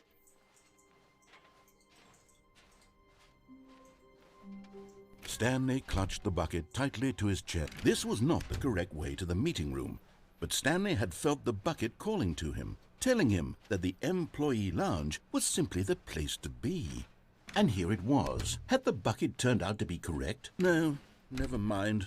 The bucket was wrong.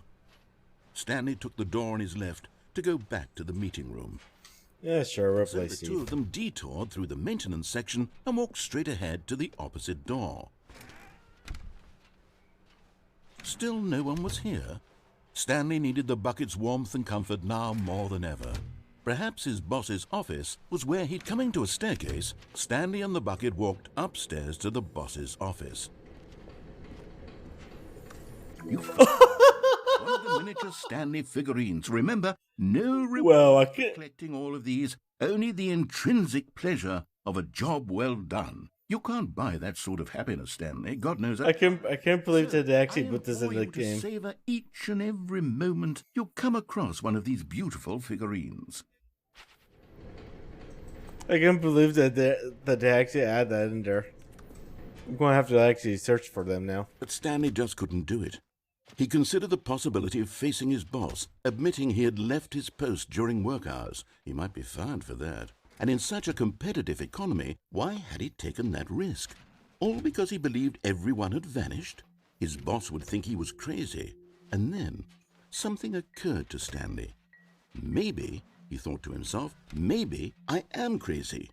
He looked down at the bucket in his arms. Am I crazy? He asked the bucket. The bucket returned his gaze, but said nothing at all. That's strange, Stanley thought. Usually the bucket is a source of guidance and wisdom for me in difficult times such as these. He held the bucket close, yet felt none of its familiar reassurance and comfort. And that's when Stanley realized, this isn't my bucket. It's just a normal, everyday bucket. Someone else's bucket, perhaps. How did I end up with someone else's bucket? This is all terribly wrong. Surely no good would come from this. Who knows what sorts of bizarre hallucinations Stanley might experience without the psychologically grounding presence of his bucket. And indeed, now he noticed that the rooms were repeating, which was, of course, very odd. And now he felt himself floating off the ground. Oh, gracious, he exclaimed. Without my bucket, I've gone truly mad. Where is it? I must find it. Far off in the distance now, he heard it, calling to him. Stanley! Stanley, it's me, the bucket. Could it truly be? He rushed forward from room to room, passing by one bucket after the next. None of them were his. None of them. Oh shit! It's already Come to me, Stanley. He had to find the bucket. He had to return to his old friend. It was the only way to truly restore his sanity. And then suddenly, he froze dead in his tracks. He knew where the voice of the bucket had been coming from. The real bucket was inside of him all along. It was incredibly painful. Stanley doubled over in agony and blacked out. Oh shit. This is the story of a woman named Mariella. Mariella woke up on a day like any other. She arose, got dressed, picked up her bucket of comfort and security, and walked to her place of work. But on this particular day, her walk was interrupted by the body of a man who had stumbled through town, talking and screaming to himself, and then collapsed dead on the sidewalk. Right away, she knew what the problem was. This man had no bucket. Of course, he'd gone mad, ranting and raving about a narrator describing all of his actions and how everything is predetermined and free will is an illusion and it's all just a video game. It could all have been prevented if only he'd taken his bucket with him. Perhaps he didn't even realize he'd forgotten his bucket at home in the first place. How cruel the world can be, Mariella thought, and she hugged her own bucket even tighter. But of course, she had no time for this. There were a myriad of confusing problems she would soon have to confront at work, for which her bucket would provide absolute guidance and total clarity on everything. Heck yes, she thought to herself, my life kicks ass. And she backflipped all the way to work. Ugh.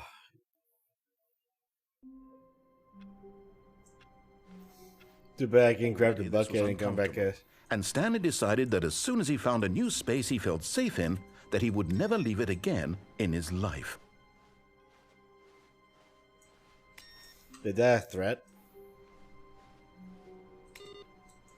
Where are we going today? The bucket asked. Stanley just smiled. Anywhere they went together would be... Stanley clutched the bucket tightly to his chest and entered the door on his left.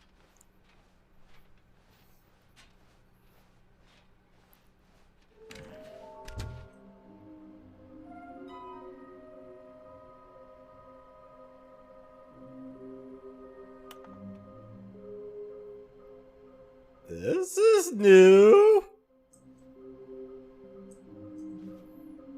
Some were both red and blue.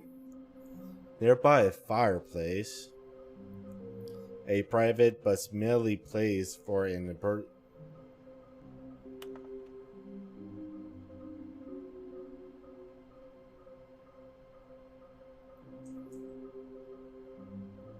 There must be a point to this.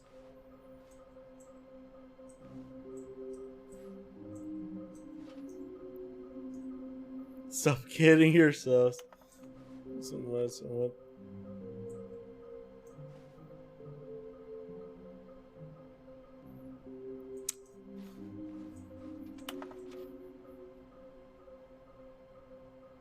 This is new. Just a complete.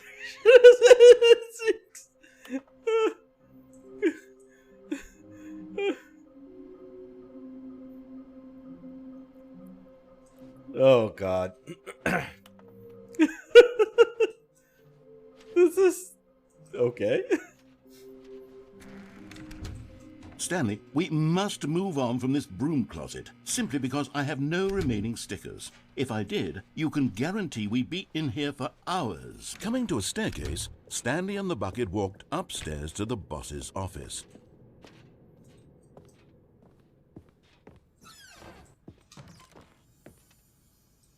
Another miniature Stanley figurine. This, there really must be a snappier name for these things. What about mini-stands? Stanley figs? What about Stanlerines? Yes, I think I like that. Another Stanlerine under your belt. Under your belt. To be rich is a crime. To commit crimes isn't it rich? What a life. What a life it would be to have to pick just one.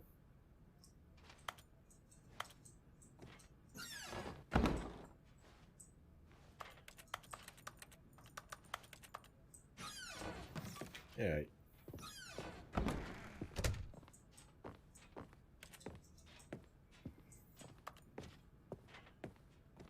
Stepping into his manager's office, Stanley was once again stunned to discover not an indication of any human life.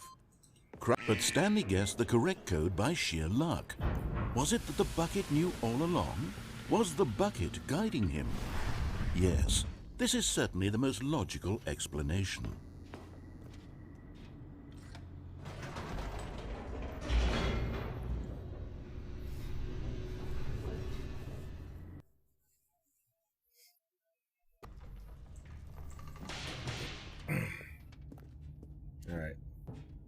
Stanley and the bucket walked straight ahead through the large door that read, Mind Control Facility. Although this passageway had the word escape written on it, the truth was that at the end of this hall, Stanley and the bucket would both meet a violent death. The door behind them was not shut. Stanley and the bucket still had every opportunity to turn around and get back on track. At this point, Stanley and the bucket were knowingly walking forward into a very painful death for each of them.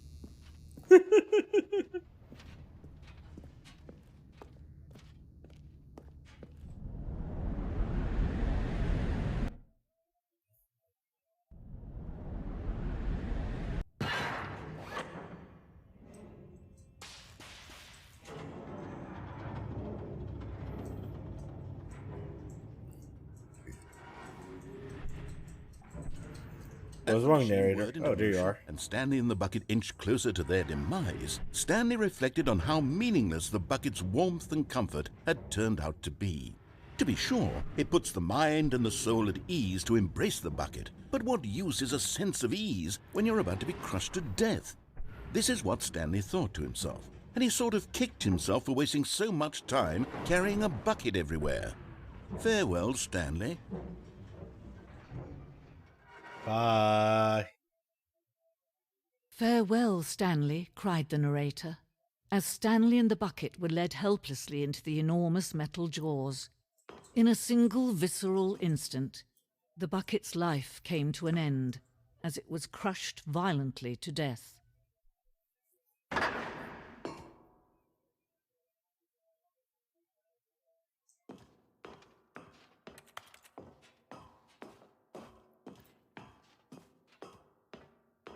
It was a shame, the death of such a magnificent bucket. It's true that all buckets are radiant in their own way, but this one stood above the rest. It was a glorious bucket to behold. Oh no, they took my bucket. The bucket. Welcome to the grin. You're standing at the principle of knowledge. Much like a bucket itself, the human mind is frequently empty within. It covers void, but through use of the exhibit in front of you, the mind becomes full and enriched and sustained. Knowledge of the bucket and its history is the only true knowledge we really have. Will you take what you learn here out with you into the world? Will you accept with an open mind what may be challenging about the information in this exhibit? Will you change the lives of yourself and your loved ones as a result of the exhibit? Or will you turn a blind eye and continue to live as you were, in ignorance and darkness? Hey, Chief. How you doing? Welcome to the stream, where I'm just carrying a bucket around. Can you see how arrogant it was for Stanley to take a bucket like this and to claim it for his own? Can you see the hubris that blinded him? Can you see that the bucket is far more noble than Stanley will ever be in his short life? A photograph of 25 buckets, the greatest number of buckets ever captured on camera. The photographer experienced chaotic shock for several weeks as a result of his photograph from exposure to this many buckets at once. The bucket exhibit is such the best. A bucket with two handles. This bucket is depicted as having two handles. Such a design has never been created in real life, having been deemed too dangerous and recklessly experimental. Every year, dozens are put to death just for attempting it.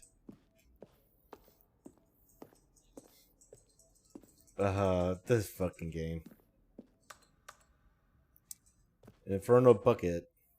Replica of the Infernal Bucket, which in the medieval era was so powerfully alluring that it drove dozens of nations to war with one another for control of it.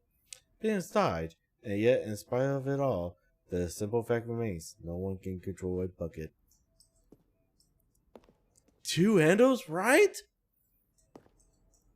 The stress bucket, and worry, negative orgasm, negative thinking, vision relaxation. Presented without commentary.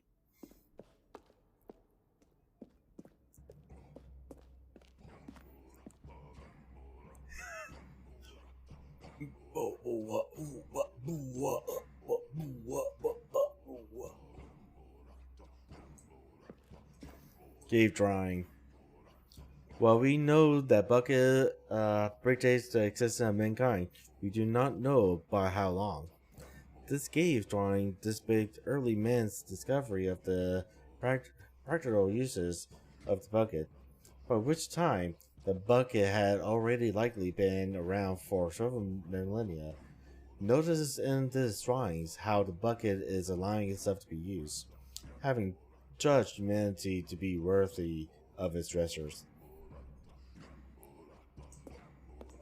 Hope I've been doing well. I've been doing well enough. How you been, anyways? How's No man everything? can own a bucket, and certainly not a bucket as dazzling to behold as this one. It is man who should kneel before the bucket. It is man that should be nailed before the bucket. The hanging bucket. This piece symbolizes the necessary relationship between bucket and humanity. However clear our grasp of the bucket may be, there is yet more that always comes of reach. This distance inevitable is for our own good.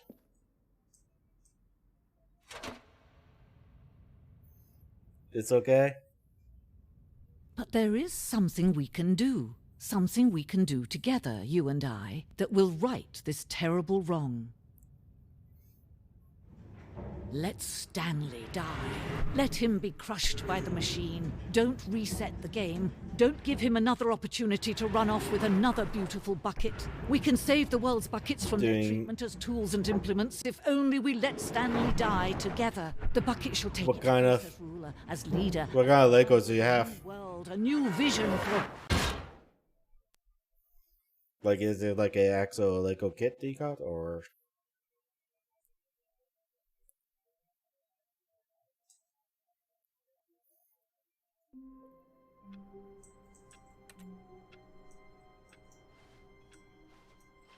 All of his co-workers were...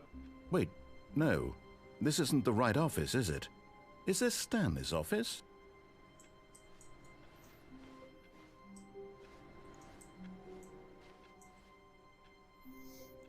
You ordered the Lego Nest set? Nice! I've been thinking about ordering that one for a while, but I've just been putting it off. Got no money. Break your fighters community!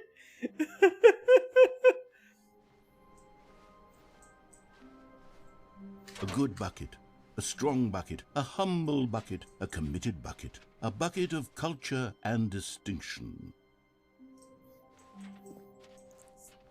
So is that Lego set coming in today, or is it already in? You just Stanley haven't opened clutched it up the bucket yet? tightly to his chest and entered the door on his left. This was not the correct way to the meeting room, but Stanley had felt the bucket calling to him, telling him that the employee lounge was simply the place to be.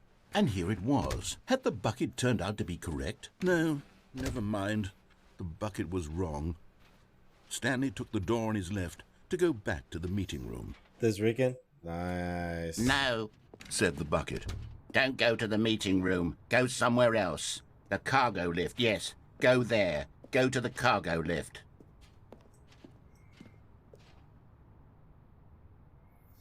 Nah.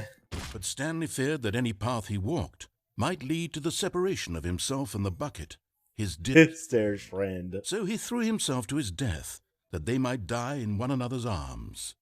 How deeply touching. Oh man, this having the bucket is hilarious.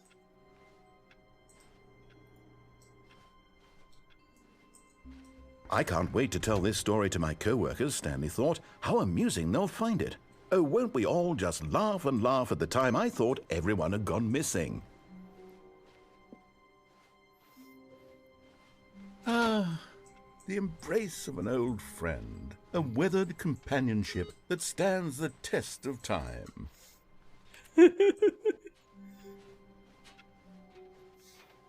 Oh man, this bucket is hilarious. Stanley clutched the bucket tightly to his This was not the correct way to the meeting room, but Stanley had felt the bucket. They changed the story so much when you carry this bucket around. To be. And here it was. Had the bucket turned out to be correct? No, never mind. The bucket was wrong. Stanley took the door on his left to go back to the meeting room. Nah. No, Said the bucket. don't go to the meeting room. Go somewhere else. The cargo lift, yes. Good, Said the bucket. now ride the lift all the way to the top. There's something up there I need you to do. Stanley did not question why or how this bucket was speaking to him. It should have alarmed him, of course, because buckets can't talk. But Stanley chose not to think about this obvious fact. He was firmly convinced that the bucket had spoken to him, and he unthinkingly did whatever the bucket asked. Yes, bucket. Bucket master. In here. Said the bucket. Go into this dark room over here. Stanley once again obeyed blindly. Right? Like, have you played the original Stanley Parable before? Because if you have, there was no bucket. But when you played this remake one, this Ultimate Deluxe Edition, if you go off the beaten path, you can unlock the extra content. And one of the extra content that they add is this bucket that you can pick up and just carry around with it. And it changes the story so much. It's hilarious. Now pick up the phone. Said the bucket. Nah. Oh, why did you unplug the phone? Can you resist the bucket's orders? Stanley, I was joking.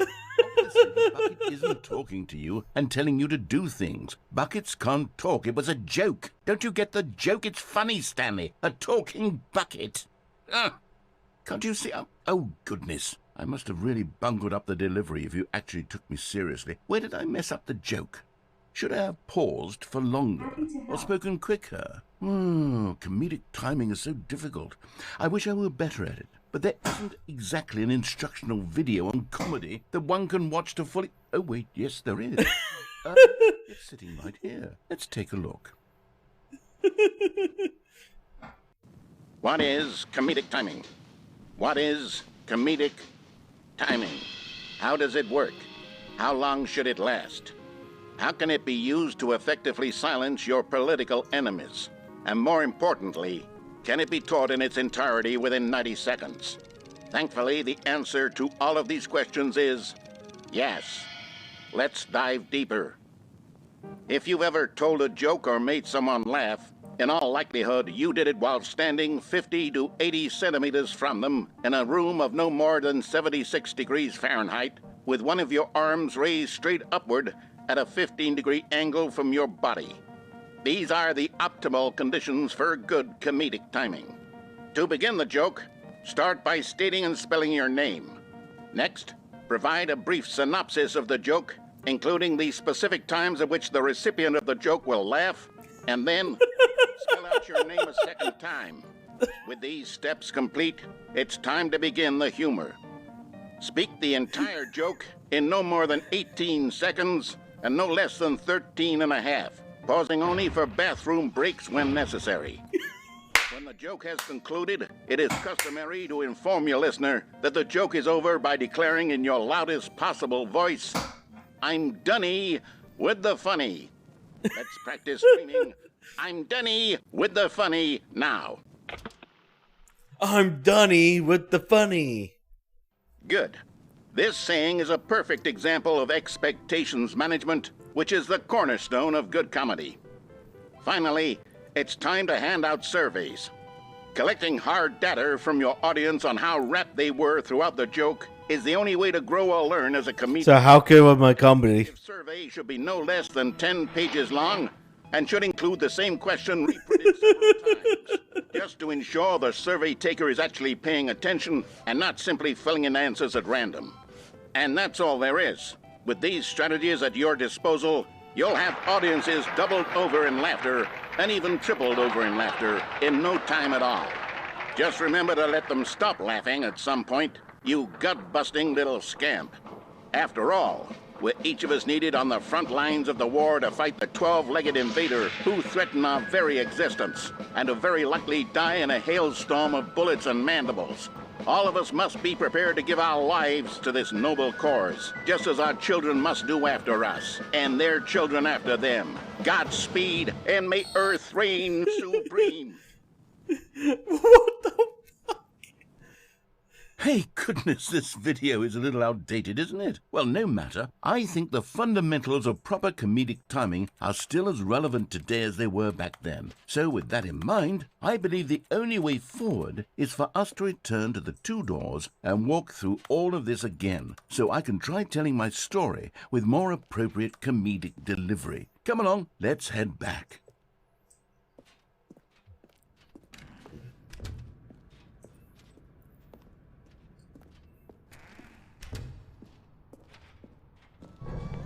I can feel it. This time, I'm really going to nail the delivery. You'll be in stitches. A talking bucket, you'll say? How ridiculous. How absurd. What a hilarious concept. The king of comedy. That's what you'll call me. Thank goodness we had the instructional video. Otherwise, who knows where we'd be right now. Well, I wouldn't be the king of comedy, that's for sure. The bucket spoke to Stanley. The bucket spoke. The bucket spoke. Oh, I'll figure it out on the fly. No need to overthink things.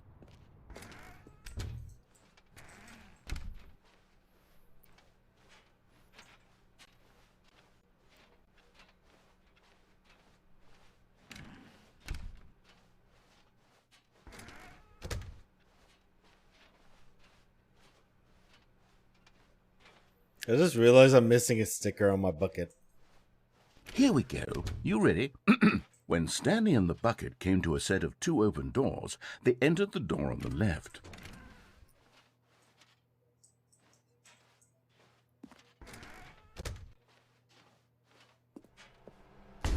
What?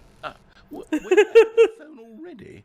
No. What's going on? There was supposed to be several rooms leading up to this. There was supposed to be a build-up to this point, a dramatic display of remarkable comedic wit which culminates in this scene with the phone. But now the timing's completely off. The joke will never land, or not the way it was meant to. And it's all my fault. I must have forgotten that the phone room comes immediately after the two doors room. What an egregious mistake. I've made a fool of myself. I don't deserve the title of King of Comedy. I'm nothing. I'm not even the lowliest joke-telling whelp. I think I need to go back and rewatch that instructional video again. Yes, surely that will help me improve my... Here we go. You ready? When Stanley and the bucket came to a set of two open doors, they entered the door on the left. Yeah, go to the door on the right.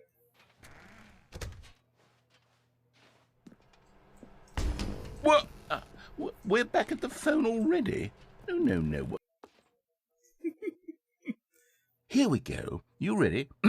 When Stanley and the bucket came to a set of two open doors, they entered the door on the left. Fine, I'll go to the one on the left. No. You were supposed to go through the door on the right, leading back to the phone. Did you not even look at the instructional video? I think this is all covered very clearly. There's no way I can make the comedic timing work now. It's done. The joke is completely done and over. It's all your fault, Stanley. I'm going to be ridiculed in the community of other joke writers. I'm going to be shamed at every one of our meetings from now on. All because you couldn't watch a simple video and take a hint. Are you proud of yourself for bringing me down, Stanley? Are you proud? Yes, I am. Stanley, you love the bucket so much it's like you... it's as though all of your other most prized possessions pale in comparison. Yes. Let me try that again, Stanley. that you are pale with shame over how unabashedly in love with a bucket you are. No? Still not? Is it the delivery? Pale with shame. Pale with shame. Pale with shame. Pale. What's another word to describe a bucket? Stanley, this bucket is so metal. I think I saw it playing guitar. No. We're getting away from making fun of Stanley's obsession with the bucket, which was the whole point of this. I'm no good at these jokes.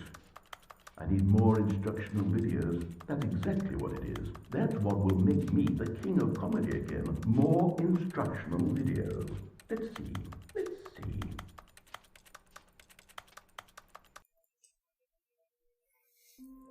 Alright.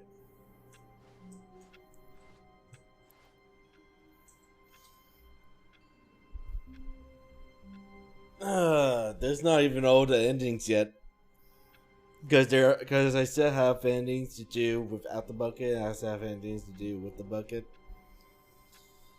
And there's also figurines I need to find still. But I think I'm going to call it there for right now. Go grab some dinner. By the way, the title screen changed.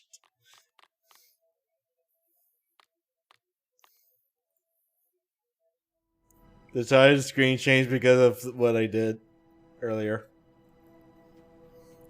But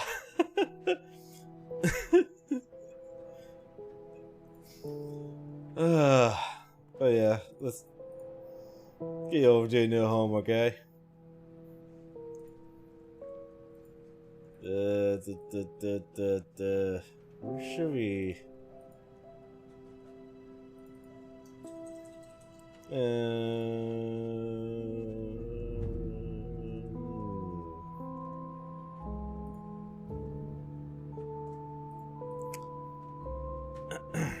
Sure. Well, we'll raid her because why not?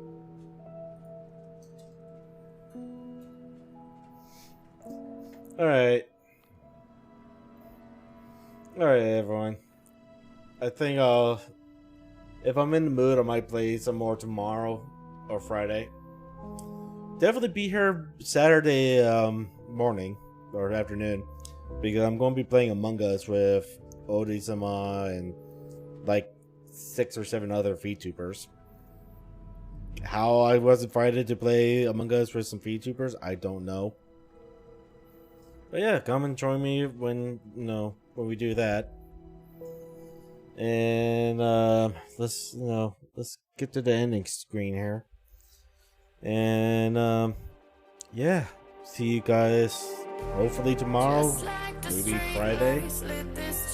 If not, definitely see you on Saturday. It'll be at 11 a.m. Pacific time.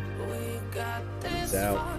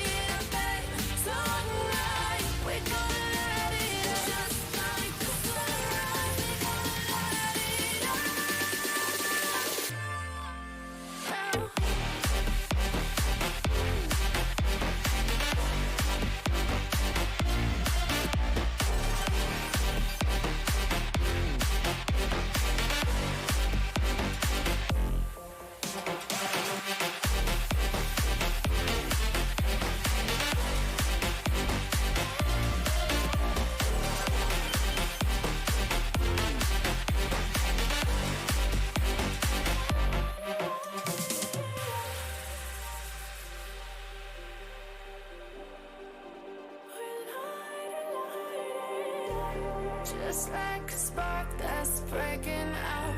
Can't make a stop, can't turn back now. We know that there's no room for doubt. No, we can't turn back now. I see danger in your eyes. They know we'll burn down the night. Coming just like